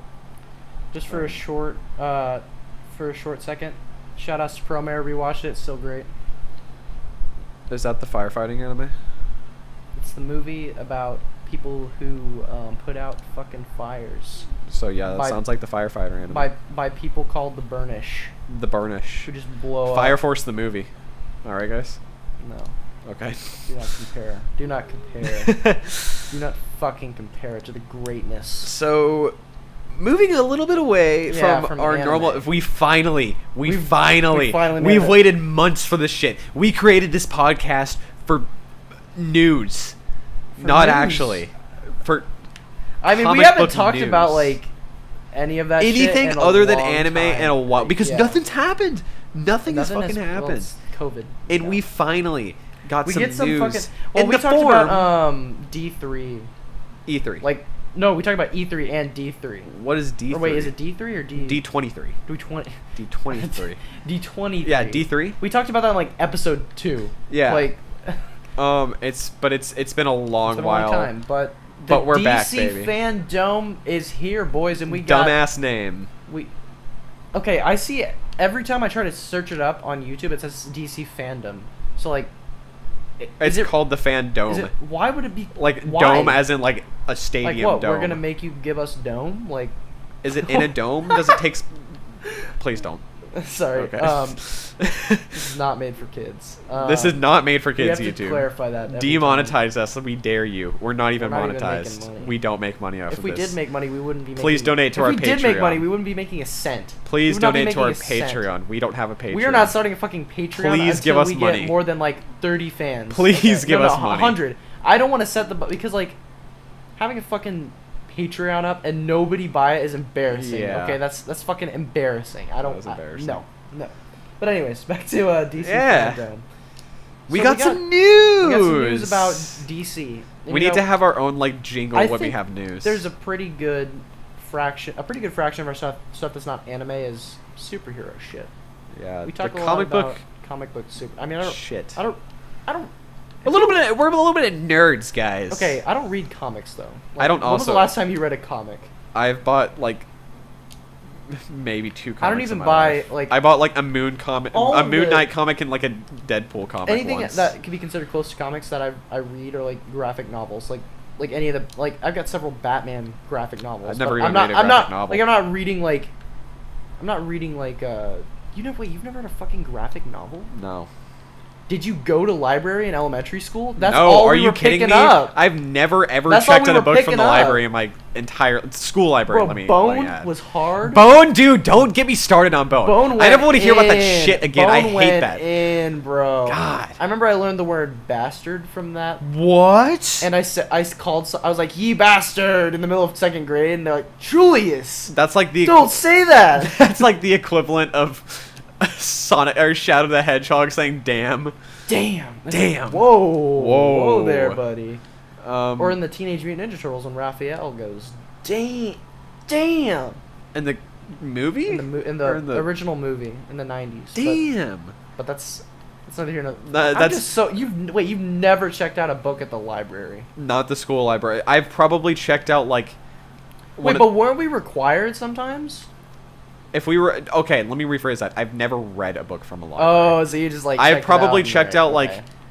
Percy Jackson. Because, or like- well, I did read because, Percy like- Jackson, but like the graphic novel section was the first. I take that back. section. I take that back. The only book I ever read that I remember from the library is The Outsiders because that's now my favorite Yo, book. The Outsiders goes hard. I love that book. Um, Anyways, But anyways, DC Fandome. yeah, DC Fandom. We got some trailers. We got a few trailers going on here. So we first got- of all, we got Wonder Woman 1984, which it looks okay. Like it looks like it. It looks fine, I guess. It looks fine. The first Like- Wonder Woman looks better, in my Kristen opinion. Wiig is like one of the weirdest. That's castings I so could odd. possibly That's fucking- I can't take it seriously. I can't take her seriously. I'm sorry. That's like Seth but I Rogen can't. playing Steve or Wozniak. Okay, but he was actually good. But he though. was good. He was actually but we good. don't know if she'll be good. Yeah, We do not know if she'll be good. I mean, the CGI version looks like shit. That looks terrible. It looks bad. Come on, DC. DC is just not very good at making like Apparently cool, believable like CGI creature. Like Marvel has some shitters too in terms of like CGI, but like Thanos looks really good. not. Yeah, Thanos Like, looks I great. think Thanos looks. Bro, original Thanos looked like. I'm sorry, it looked like. Oh, the fucking pink shit. one? Yeah. Yeah. But like new Thanos looked really good. Yeah. But yeah, Wonder Woman 1984, which is essentially just like Wonder Woman in the 80s. It looks pretty standard. Nobody knows how the fuck Chris Pine is back. He's just here. I don't know why. I don't know if they said something in the trailer or whatever, but like, I don't know. He's back. I don't know how they did that. Because- Pedro Pascal is talking. He's like, you can have whatever you want. It's the 80s. It's a new era. Okay, We can create Pedro humans now. Pascal. Who is he? Okay, yeah. I think yeah. he's a politician who like is working with Kristen Wiig. Yeah, okay, but also like he's the Mandalorian, right? Mandalorian DC crossover. Okay. It's here, baby. Because he's also fucking Oberyn in Game of Thrones, and he's one of the best characters. Mandalorian, One of Game the of best Thrones, characters. Narcos, One of my favorite DC characters. crossover. Um, Because he's the Narcos. But yeah, Wonder Woman 1984. It just like it looks like it's gonna be super like standard fare. It looks fine. like standard fare superhero. My movie. aunt probably went fucking insane because she is so incredibly addicted to I'm- Wonder Woman. It's incredible. Like but in general, I'm just getting a little tired of the standard fare like superhero movies that don't take a lot of risks. well, in DC's defense, they're relatively new to the game still. that's their fucking problem is they didn't take the time to build shit up like Marvel did. Yeah. They're like, we're gonna make two movies. We're gonna make two movies and then, boom, go right to fucking Batman versus Superman. It's like, what the fuck? Yeah. Well, I like Man of Steel. Well, no, I'm not saying that it's They're bad. necessarily Okay, yeah, bad, I get what you're but I'm saying, saying yeah. like they didn't take the like they didn't build up right. Okay. Like, wait, when? Well, actually, when did Iron Man come out? 2007 or 8. 7 or 8. Okay, so it wasn't long before Avengers, but like they had multiple movies They leading released up, at one point dedicated to each of the heroes. because after Iron Man was such a success, because Marvel almost went bankrupt at Yeah. one point. After Iron Man was such a success, they were just releasing constant hits. Well, DC just wanted to blow their load and like have the Justice League be like their fourth movie, and I still don't understand that. Yeah. But I think they're doing good now in terms of creating the characters, Mm. but it was sort of like a Captain Marvel thing where they like they'll be hinted at in the main movie and then they'll have their own spin-off. DC is just now like chaotic and is just like splintering off at this point. I feel like and like creating new universes here and there. And shit. Right. It's just not as cohesive as Marvel, which I think is still one of the greatest possible, like one of the greatest feats. Yeah, I mean film. nobody's ever done that really. Yeah, no one's ever No one's done that. ever done that. Not to say that I love Marvel movies because I feel like they can get a little repetitive and Right. like, aren't the deepest of movies, but like the fact that they did all that was pretty. Like you'd never seen a cinematic universe before, Yeah. like that where everything was so interconnected. But enough sucking Marvel's cock. Cock. Get That's back a to bad DC. word.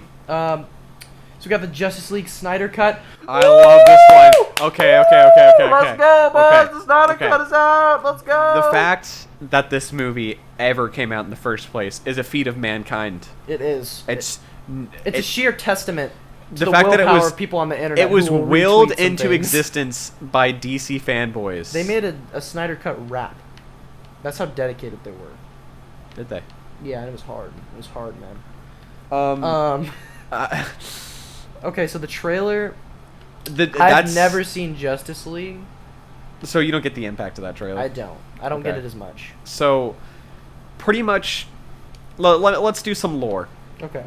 The year is 2017. Justice League is in the making.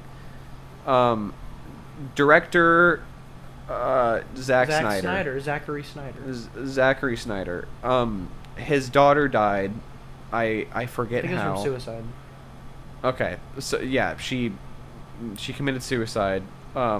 He had to leave. Like the weight was too much. It was, or, yeah, it was. well, understandably tragedy. so. Yeah, it was a tragedy. If I had a daughter and she died, I'd probably hate my life. Yeah. But so then DC brought in this guy. Small-time filmmaker. This no-name This guy. indie. Yeah, this indie like A24 director. Yeah. By the name of Joss Whedon. My Might boy know him. Joss Directed the Whedon. Avengers. Didn't And make a lot at the box office. He fucking destroyed that movie. It was like Apparently. Activision coming in and destroying. Okay, but this is Destiny. like under the pretense that like the Zack Snyder Cut was any good. Like, was it? we don't according to know if all it the was good. actors, it was completely changed. Okay. I'm just saying from specifically Cyborg, because he plays a big role in the Snyder Cut. From Zack Snyder's, okay, if characters' roles were cut down, then that's probably an issue. But like, from Zack Snyder's like track record, I just don't trust him. I really don't trust him. What has he done so far? Batman v Superman. Oh, Watchmen, right? Yeah, he did Was he Watchmen? Yeah, I like Watchmen. What else did he do? I like the sex scene in Watchmen because it's sex, and that's like He made that shit ass funny. movie called Sucker Punch. Never heard of that. He did. Oh fuck. He did Man of Steel. He did Man of Steel. I like Man of Steel a lot. He did. Okay, I'll just say. Okay.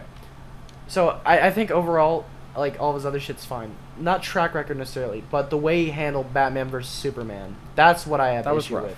That was rough. Because that was a bad movie that had a lot on the line to do with the universe. Okay. And I think giving it to him again was a big mistake. Because my he is executing things way too quickly and like way too loosely. I don't think that movie's horrible. I just think it was bad mainly because it was rushed. They needed to build the, and I don't think. Oh yeah, it was rushed. I don't think you can put that and all I think on that's Zack why Snyder. It's bad.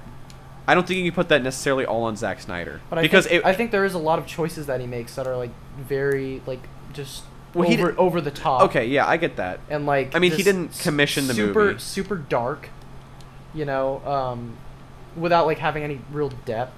And there are some really good sequences in that movie. I'll give him that. Like the whole Batman in the warehouse scene, I really like that. Like that's probably great. One of my favorite. That's like one of the best Batman scenes ever. Scenes I've ever seen in a movie.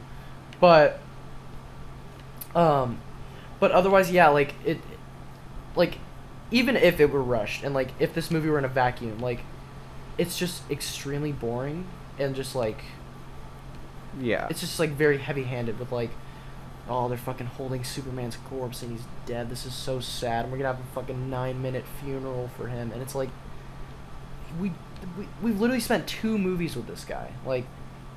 Well, and the thing now is that supposedly Superman is going to get, like, the Hulk treatment, and he's just going to be in other people's movies now. He's not going to get any more of his own movies. Supposedly. Okay. Well, because there's just not a lot you can do with Superman, like, that Superman, right? Like, he's not I guess they already did the death of Superman, which is, like, the biggest comic line. I'm not trying to meme. I don't want to meme Batman vs Superman and be like, I'm not trying to meme anything. They used a piss jar as a plot line. I don't want to meme it and say that shit. But like they did. They did. It's just incredibly like dark and boring and juggling way too many things that should have been spread throughout multiple movies. Yeah. Well, I can understand that take. I don't know. I mean, I think the Justice League trailer, not to sort of it's trying to steer away from anything. I think. Oh no! I mean, this is what we're talking about. Yeah. In my opinion, from what I see out of the Justice League trailer, it's a very different movie from the first. At least it's not. I have no idea. So. The original Justice League, it's bland and it's. If you don't like Batman v Superman, you're absolutely not going to like Justice League because you think Batman v Superman was rushed. This is literally the Flash, the Cyborg,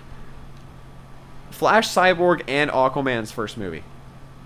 Like, the first movie they're ever seen in. Well, I mean, they were seen in Batman vs. Superman, but, like, in little, like, MP4 files on fucking Lex Luthor's computer. Yeah, like a literal, like, 144p, like, video. Like, fucking shit quality. Yeah, it was made on, like, footage. Windows Movie Maker in, like, 2009. It's this looks like a very different movie from the first, the original Justice League, we'll say. And really, I hope that how Disney Disney. Yeah. Well, eventually they're gonna own it. Here's my thing. And here's my thing about the tone that Zack Snyder likes to use is like, it's incredibly dark, but like again without any depth. Like I don't feel any life from this, like any life in this world that he's built. Like it feels very like shallow. Yeah, and I get that so far, but I don't know. In terms of what I've seen from the trailer, I can't really go off of what it's like compared to the original cut, so I just have to criticize the trailer. I think and I didn't know this, but they used Hallelujah because it was his daughter's favorite song, supposedly. It's like, okay, that's it's fine. But like, but also the I way think, they were cutting it, they were making it look like the most like fucking important movie to ever come out of cinema. well, okay, It here's was the a thing little though. Here's the thing though. heavy-handed. They presented that at a DC specific event, and this is the movie that fans had that's literally true. been begging for. That- And I think that's it's true. the reason why they use that song. It's sort of a double entendre for A, it was Snyder's, his daughter's favorite song or Yeah. something along those lines, and B, it's literally saying like, "Hallelujah, Zack Snyder, It's out. the third coming of God." Well, I just think coupled with Zack Snyder's like His track behavior record. on Twitter, like it's shit. Like I haven't like seen he his said, Twitter. like he said that like something like these are superhero movies for grown-ups, and it's like This ain't your grandpa's this Justice ain't your League. grandpa. No, this is your All right. your fucking your 49-year-old father's Justice Yeah, League. yeah. but like I I don't know. I'm gonna watch the Snyder Cut, just because like I have no interest whatsoever in the Whedon cut because I've just heard nothing but bad things about it. you have to watch the Whedon cut before you watch It's the like Snyder cut. like a Justice League movie should not be swept under the rug like that. Like in terms of how it's like executed, like that movie should be of like such high magnitude, but it wasn't. Like that I movie see what was you for- mean. that movie was for. I forget that movie exists sometimes. I feel like it sort of is cheating to just like make a whole new cut of this movie and say, okay, it didn't exist, pretend like it never happened. I mean, in the end, they're still on the losing side of this unless the new Justice League does good. But yeah, I have high hopes in what it's gonna be on streaming services or HBO Max in particular. what I hope happens, honestly. Like, normally I wouldn't support this, but what I hope happens is the movie does good, hopefully, and DC just says, okay, this is Justice League, forget the other one exists. Just Write destroy it it. off. Like, Okay. burn all the copies like of how it. they wrote off the prequels, like how Disney wrote off the prequels, kind of. Sort of, yeah. Even But though they didn't completely write them off. yeah, they didn't complete. But They like, were just like, and that's just suicide. pull like a Fahrenheit 451 and just like destroy everything that shit. exists. Burn all the Whedon cut. Yeah, burn copies. all the Whedon cut like discs. And then eventually we'll come full circle, and then everyone will miss the Whedon cut. And be like, release the Whedon cut. Release the Whedon cut. It never in existed. the archives. Like after like a couple generations have passed, nobody knows that it ever existed. Like people are that desperate for and then everyone finds out it's shit, and it's like, oh. Hashtag Injustice League. So that's the Snyder cut. Yeah, I hope it's good, honestly. I mean, I hope it's good too. Like I want it to be good. He seems so happy now that he's making it, and Yeah. he seems a lot better. Yeah. And I'm super happy that they got all the actors to be back. I in mean, it. it is going to be 4 hours. Yeah. So I don't know how much this is going to be altered from the original. In the first place, like after Justice League or whatever, it seemed like DC was going to shit with Batman and Superman. It seemed They're literal two biggest characters ever, debatably some of the biggest superheroes ever. Ben Affleck and Henry Cavill seemingly were both out. Yeah, they both were. But now like there's kind of a almost tiny revival. What with Ben Affleck coming? I forgot to mention this. Ben Affleck coming back. He was literally there at the event. He talked at the event. Yeah, and he's coming back as Batman. But only for one movie confirmed so far. The Flashpoint. It's gonna be a Flashpoint movie. Flashpoint, and hopefully Michael Keaton. If they get Michael Keaton in that movie, that's awesome. So it's gonna be Ezra Miller in Flashpoint. Yep, Ezra Miller's still the Flash. Well, that's another thing. It was gonna go to shit because Ezra Miller was out. Yeah, that shit. He was never out, but everybody assumed he was out. Yeah, because of the controversy that happened. Because he fucking slammed a woman on a table. But I mean, but continuing through because this is all mainline. Well, okay, except for one.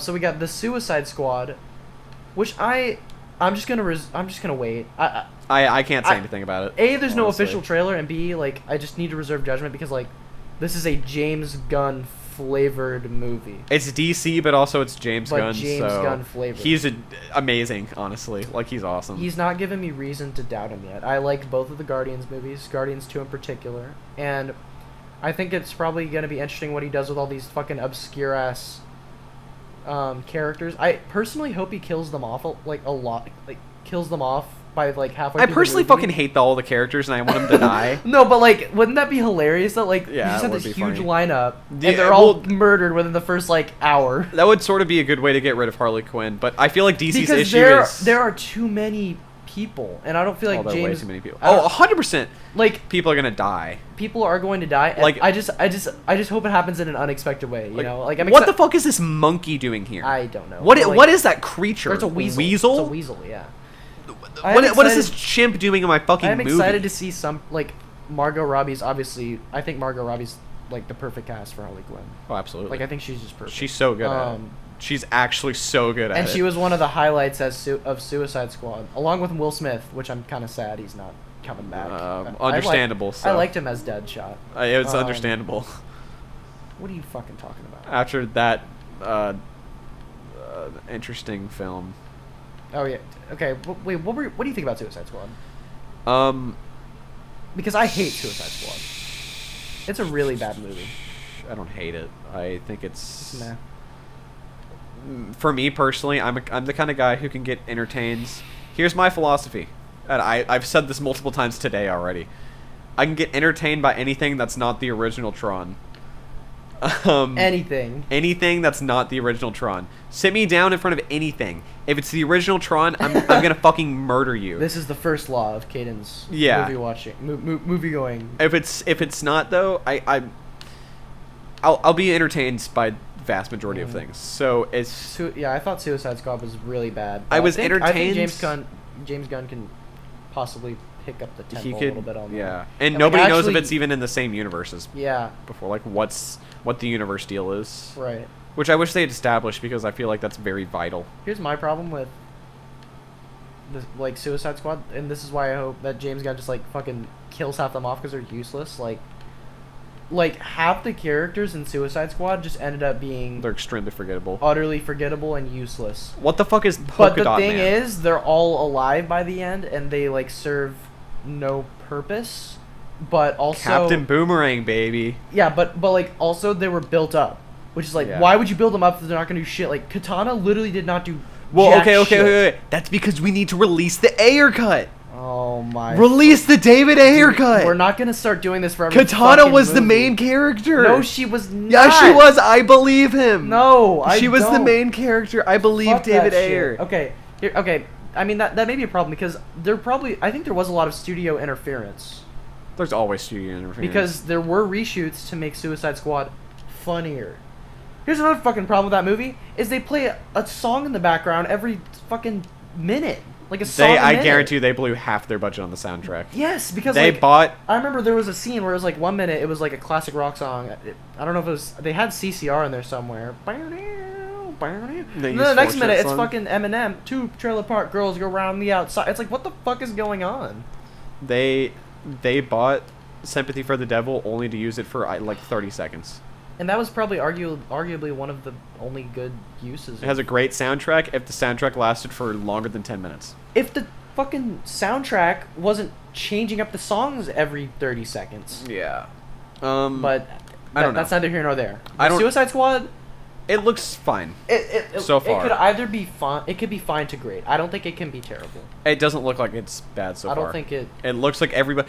Here's the thing that I sort of use. If a trailer hasn't been released, but like there have been interviews or commentaries or whatever, it looks like everybody's enjoying themselves. Well, here's the problem. Okay, yeah. Yeah. Everyone looks like they're enjoying themselves. But here's the problem with the original Suicide Squad, is that like the tone is just like so inconsistent, and you can It's tell from strange. the reshoots. But like, if Pete Davidson's in this fucking movie, it's gonna be a funny movie. Like, I think it's just gonna be a comedy straight, like all the way through. If you put John Sure. Cena in a movie, Because like Birds of Prey was a straightforward comedy the entire time. I love right? Birds of Prey. Yeah. Oh, absolutely. It was just a straight comedy.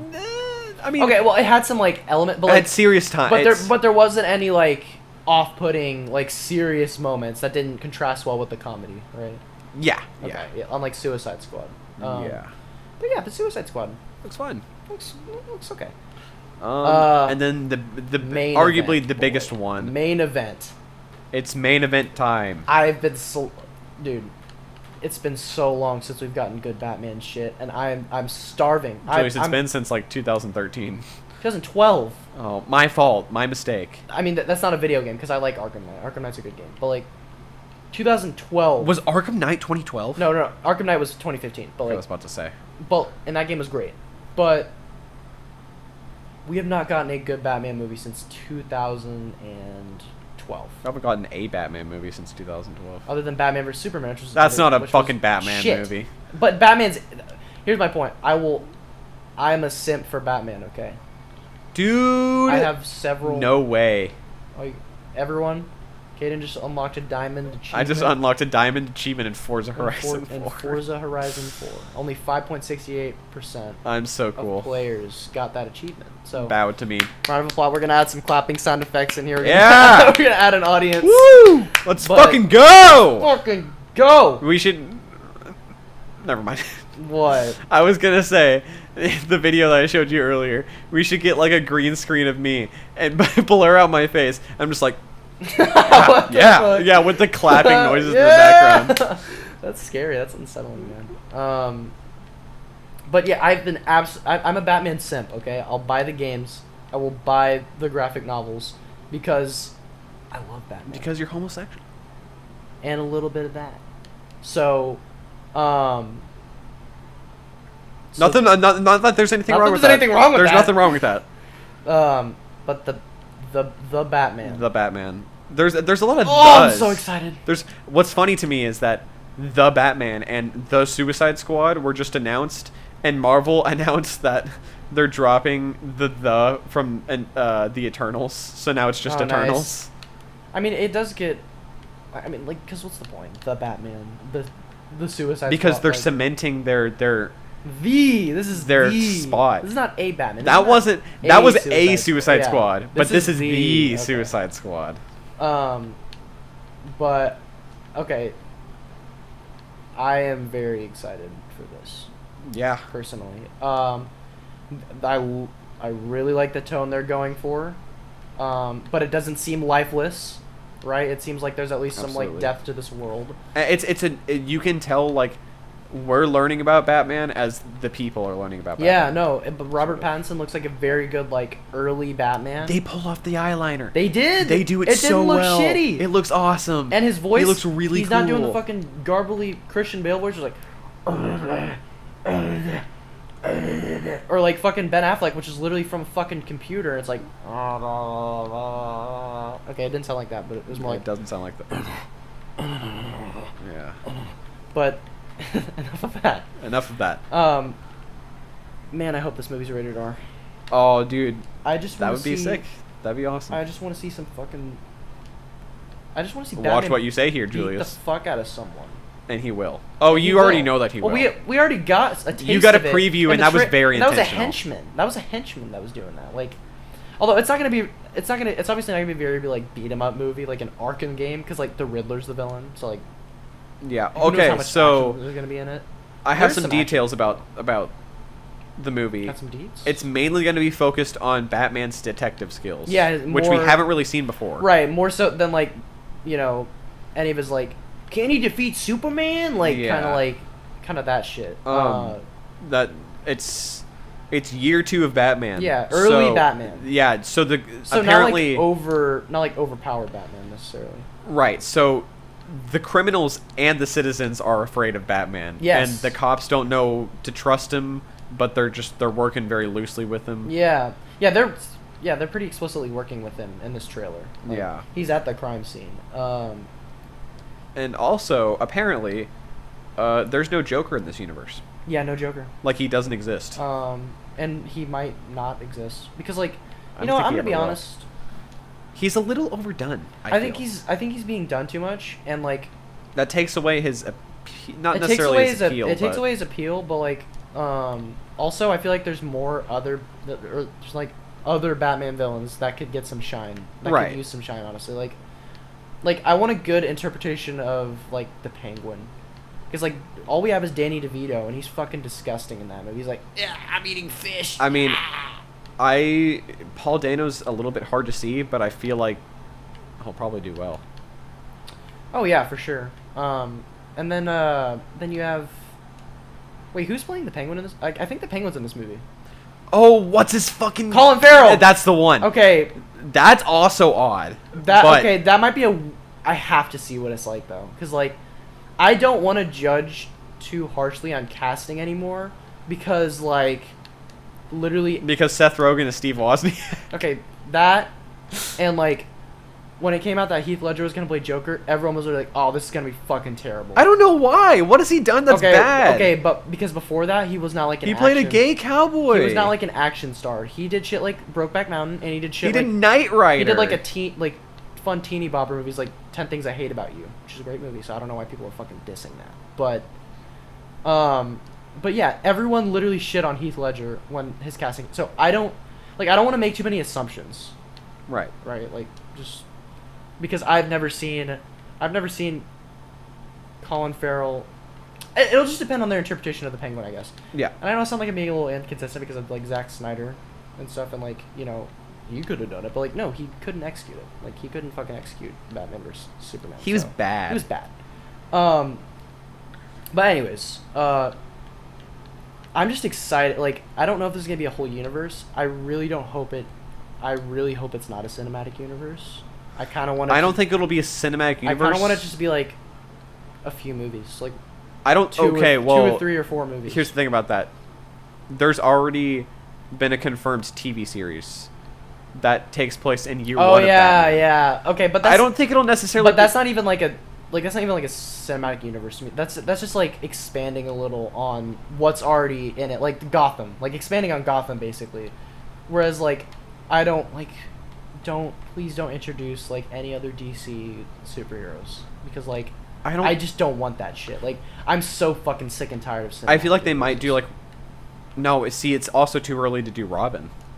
Yeah, no, it's And that's the thing. you can tell he wouldn't do it. I don't know how far they're gonna go with it. This may be a standalone movie.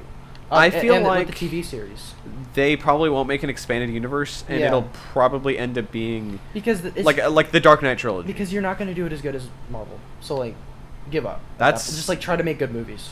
That's not necessarily true. You think so? I think Like we don't know what to expect out of this. okay, is the but thing. like Marvel just executed everything so satisfyingly. I feel like there were too many movies in Marvel. Oh no, wait, I agree. They weren't all needed.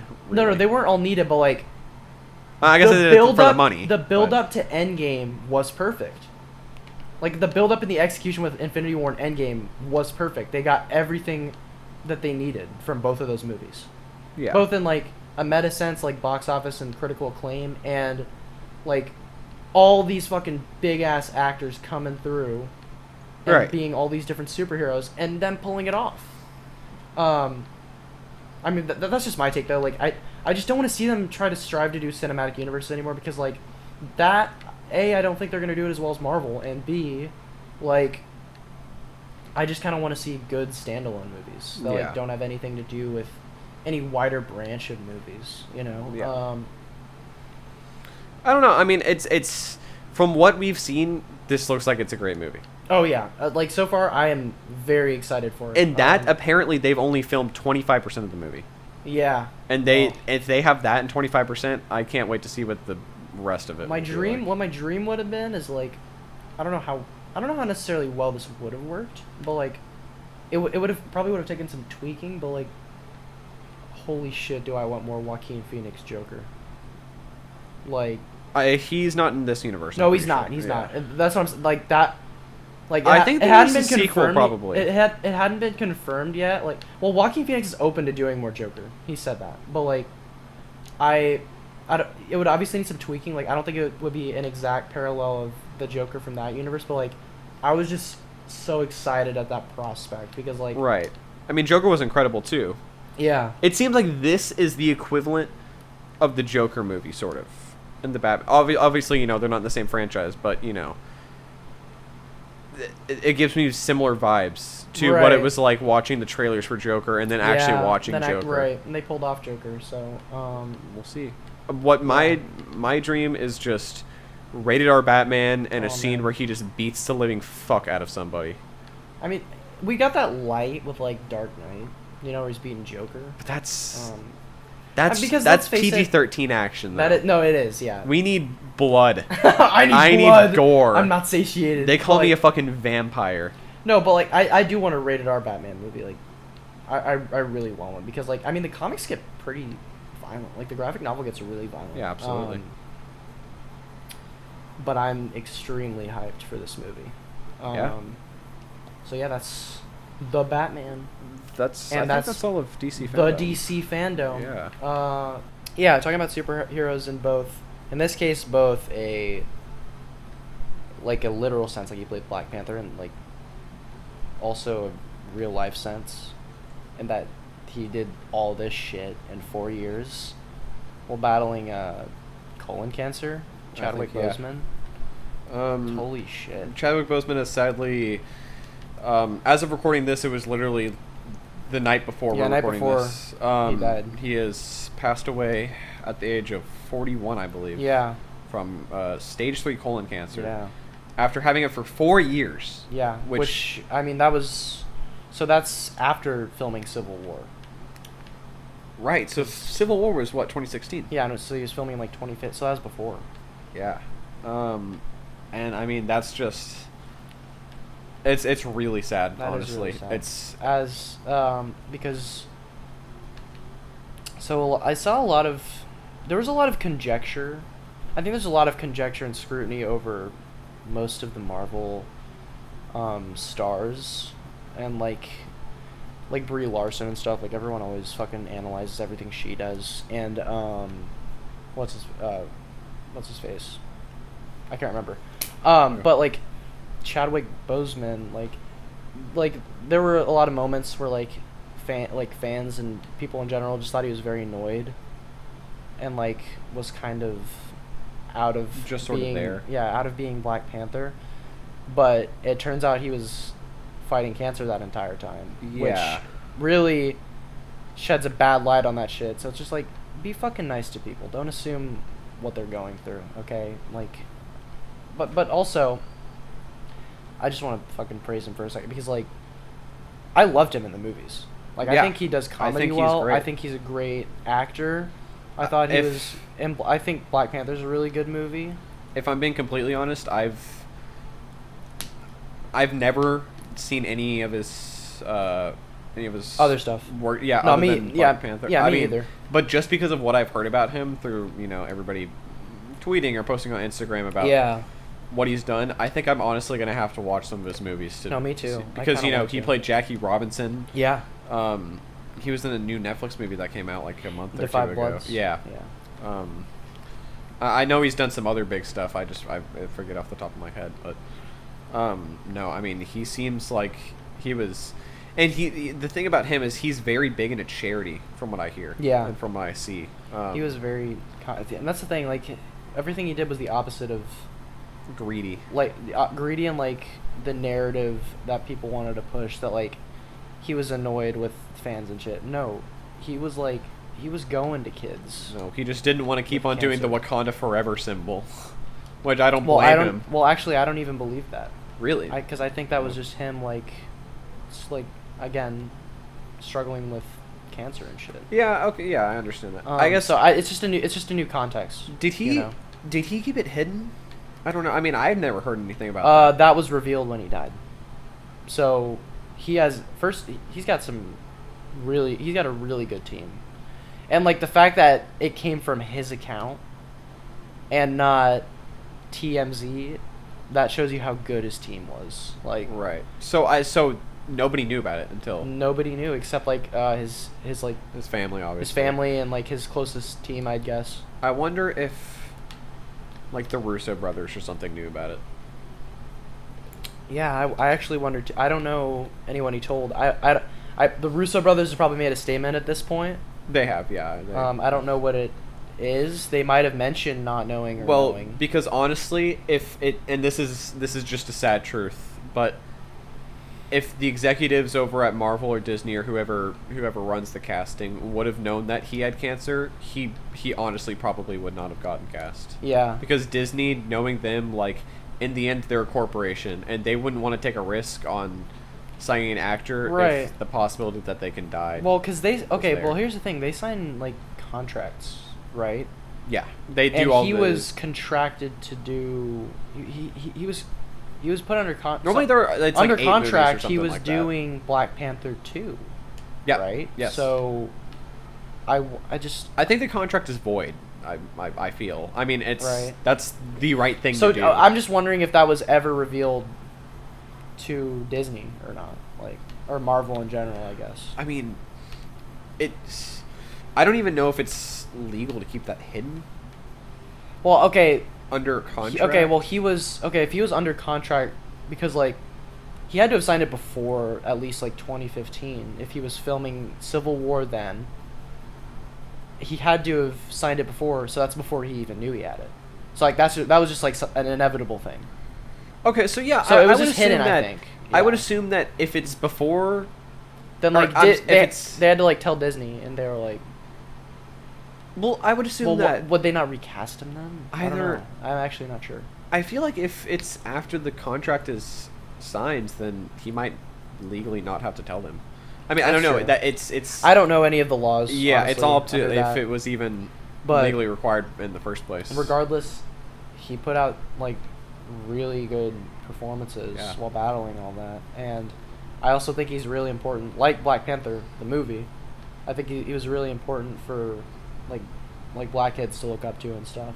And, Absolutely, like, yeah. as representation. Which, you know, it's in- literally a theme in Black Panther. No, it is. Yeah, exactly. And anyone who fucking dislikes that movie because it did that for black kids, and like anyone shitting on his death, are like You're a heathen. the lowest of the low. Yeah, that's. I mean, that's. But I mean, rest in peace, Yeah. Chadwick Boseman. Holy shit. I mean, I'm honestly, I'm gonna have to watch like more of his stuff. Yeah, I want to really bad. And I mean, that's the thing though, is that's the sad reality, is that in the end, you know, celebrities, yeah, sure, they might seem, you know, sometimes almost invincible, but they're they're not human. Yeah, exactly. So, you know, anything can happen to anybody, and the likelihood of it happening to any one of, you know, the popular Marvel actors or anybody is just as likely as it happening to, you know, one of us. Maybe not necessarily cancer, but right. Some unfortunate circumstance. Yeah. So, yeah, that's that. So, Caden, I actually, this is a weird transition, but I completely forgot about one topic. Uh-oh. Too Fast, Too Furious. Shit! Fuck, no! Dude, I completely forgot. Oh my god! So, the sequel. We'll make this quick. We'll make this snappy. I mean, I don't have much Not to say. I don't about it. either. I mean, pretty much all of what we All mainly these talked movies about are is just like the fun moments. Like, yeah. So it's the sequel, you know. No Vin Diesel. It's just Paul Walker in this The one. only movie which without I Vin actually, Diesel. I actually kind of like. It works. They pull it off. Well. Yeah, I like the idea of Paul Walker going off and doing his own thing. His and, own adventure. Like, there's no real characters from the first movie, other than some of the Paul Walker, obviously. Paul Walker and the cops he was with. Yeah, the cops. In the last which movie. I love. Which the I cops, actually dude. like. Like, They're he funny. was like that one guy who was just an inoffensive side character who was just like chill. Like, Yeah, he was just watching him and Tyrese Gibson just fight in the parking lot. This one's action movie element was turned up to the nth degree. Like, They're not even ready for this next movie. oh my god. I'm just gonna talk about some of the crazy shit in this movie. So like, the racing is, you know, it's good. You know, it's kind of like the first. Actually, it's probably even more dynamic than like the first movie actually, because they do some crazy shit. I think the thing that really told me, like, hey, this isn't like the first movie was the scene where Paul Walker is literally driving backwards, Tow Mater style, Yeah. this car, and then someone just gets like literally murdered by an 18-wheeler. Yeah. Like he just gets ran over. Okay, yeah, no, that entire scene's crazy, but like, I really like Brian, and I like Paul love Walker Brian. as Brian. Like, His he's just like his character is awesome. he's like this guy who's just like going around and doing races and shit, and also, you know, solving a couple, you know, cracking a couple, mysteries. crimes, cracking down on the drug lords. Like, I love how he really doesn't have too many flaws, and like he's just like, I love the one scene where he's driving super fast and he's staring at that one girl, and Tyrese is like, what the fuck are you doing? Did he do the stare at the girl thing? He got that from me. Okay, and here's another thing. I actually really like Paul Walker and Tyrese Gibson as The like relationship, as a yeah. I guess They buddy used to be cop. friends. They're kind of buddy cop relationship. Although Tyrese is not a cop, but he's Yeah. the opposite of a cop. It's He's like a cop. Rush Hour. He's a cop hater. But they're a really good duo. The whole thing kind of plays like I'd say it's even more like 80s 90s action movie than the first absolutely. one, because the main character is a cartel dude, and there is a literal cartel torture scene that I almost forgot about. Oh, the They rat do scene. the medieval type medieval beat. torture. Medieval where torture type beat. They put a fucking that just looks horrible. Yeah, I forgot what it even was exactly. but, like, Basically, what happens is a rat gets will put in find like a bucket or something. A rat. It's physically able to chew through a steel pipe. That's Yeah. how strong its teeth are. No, yeah, but its teeth are super strong. obviously it'll find the path of least resistance. So Yeah. basically, what you do is you put a rat on someone's stomach and you cover it up with some sort of some sort of object. metal can or whatever. Yeah, And then you heat it up. literally blowtorch the metal can, Yeah. and the rat will. We'll dig eat- down instinctively. It will. Yeah, It will literally eat its way into your stomach, and it will kill you. and like it gets a couple good bites in. Like Oh God! it was almost.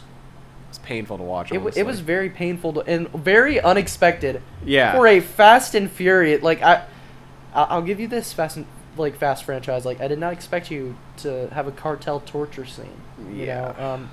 And honestly, all the action at the end's pretty cool. I mean, the main climax is like, oh no, they do drive the car onto the fucking.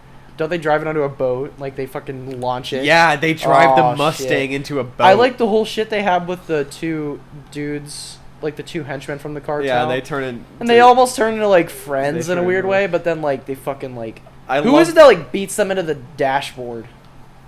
Oh, Tyrese Gibson. Tyrese, No, they're yeah. just like curb stomping him. They drag him out of the car and they just like beat the shit out of him on the sidewalk. First one of them like bangs their head in the car, That's and then they probably drag Tyrese the other Gibson. one out, and they fucking The and ejectocito. You think they're gonna stop? They- and it's they- like they and get, they like- look down for a second. It's like, yeah, we gotta keep going. Yeah, and like one of them is pulling the other one away, and then he comes back with like one last kick or Yeah, whatever. dude. Oh man. The ejectocito. Yes. When he uses like a James Bond. There's like, some genuinely like pretty cool moments in this, like the moment where they're having the chase and all the fucking cars from the race, yeah, the race Suki place and come out, and it's like, wow, that actually like that subplot with like the cars and shit actually, or with the street racing and stuff, like that actually paid off. Like you actually did something with that. Yeah, and I like the introduction as sort of Ludacris's character, Tej, as sort of like he's sort of just this just this chill background guy, and he's just sort of there, but he's willing to help out, and he brokers the races, and Yeah. he makes the bank, and then in the future movies, I guess we have yet to watch those, but in the future Comes movie, back. he comes back as like a big As is Tyrese. as a player. It's they use all their characters, man, except for fucking that one dude in the first movie who got gunned down in the front Vince? yard. Oh, Jesse. Yeah, Yeah, he fucking got dead. fucked. Yeah, I don't know he's why. never coming back But because he has ADHD. yeah, and honestly, I like they don't like if ADHD. if I were to say which one I like better, I think Too Fast I like me. a little more, but I have to respect the Fast and the Furious for being iconic, and like it probably has like higher highs than Too Right, Fast, Too Furious, right. but like Too Fast, Too Furious is just like pretty entertaining throughout. So Yeah. I like it. So it's great. good. It's a It was- great movie. It was more entertaining than I thought. It's it a would be. solid 10 out of 10 for Okay. me. That's my favorite movie of all time. It beats But out Your Name. all time. I finally found a movie that beats Your Name. Bro, nothing beats the cartel torture scene, dude. Nothing. Nothing from Your Name tops that. It's impossible. Um, Your Name sucks. I hate it. Dude, I hate it too. No, that's Yes. good. That's pretty good. I like it. That's been the episode. Everybody, Your Name is good. Your Name's good. Go and fucking watch it. That's been the episode. Your Name. Kimi no Nawa. Next week. Next week we got the We Fast. don't- Or next week. Yeah, next week. is. Or next month. Dude, I'm trying to stick with the joke. I'm trying to stick with the joke. Shit. I'm trying to stick with the joke. So next week. Okay. next 5 minutes we got Next month. Next month we are covering the Fast and the Furious. No, just Fast and Furious. Or no, yeah, it's Fast and Furious. Right. Which I is get the them 4th mixed movie up. in the Fast Saga. We're skipping Tokyo Drift because that takes It's place not- chronologically it's not the in between 6 chronological- and 7. It's not the chronological order. That's not the chronological order. And then after that, okay, so we're gonna do Fast 5, Fast 5, Furious 6. or no, wait, It's Fast and Furious 6. Furious 7. Nope, Tokyo Drift. Oh yeah, Tokyo Drift, Furious 7, and then Fate of the Fate of the Furious. Furious, And Hobbs and then Shaw! Hobbs and Shaw. Oh my, I'm so excited for Hobbs and Shaw, God. dude. And then F9. And F9 when it eventually comes out. Yeah, when it hopefully comes, when this fucking retrospective we've done, when this fucking pays off, hopefully. Hopefully, If we timed it right, if we timed it for our 20th episode, it would be perfect. it would be simply perfect. But yeah, so I don't know. I mean, I don't know what else. Watching. Well, Caden's gonna finish Black Lagoon. Then we may be starting Code Geass. Yes. I don't know if we'll be done by then. I mean, Caden's. I'll probably be done. No, you'll be done. But like, I'm I'll a probably very be done, slow yeah. watcher. But I mean, maybe I'll have it done. We'll see. But yeah, potentially Code Geass next episode. Konosuba season 2 and the movie. We're gonna be talking about that next episode. I don't know if you're gonna watch Black Lagoon. We'll see. Oh yeah, I'll see if I watch Black Lagoon. We'll figure it all out. We'll figure it out, guys. And Caden's gonna watch every anime ever for the next episode. That's me. So, Yep. That's on me.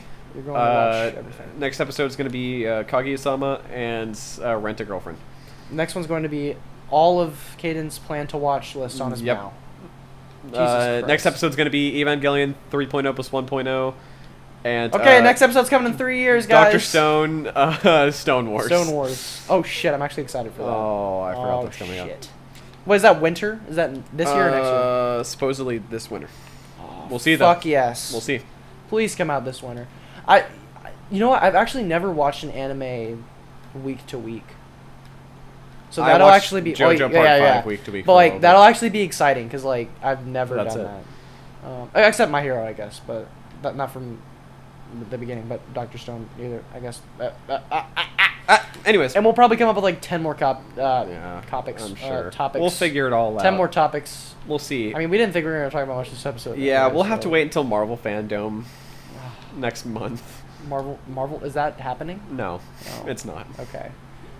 Marvel's future's looking bleak for me, man. I don't know. It's It's looking scary. we've hit a little bit of a rough patch, but you know what? It's all good. We'll It's figure good. it all There's a out. little nudge and a push. Yeah, this is the first 2-hour episode in a while. It is. I hope we start getting into the 3-hour range. I don't. Come on, man. Maybe we'll see. Can you imagine?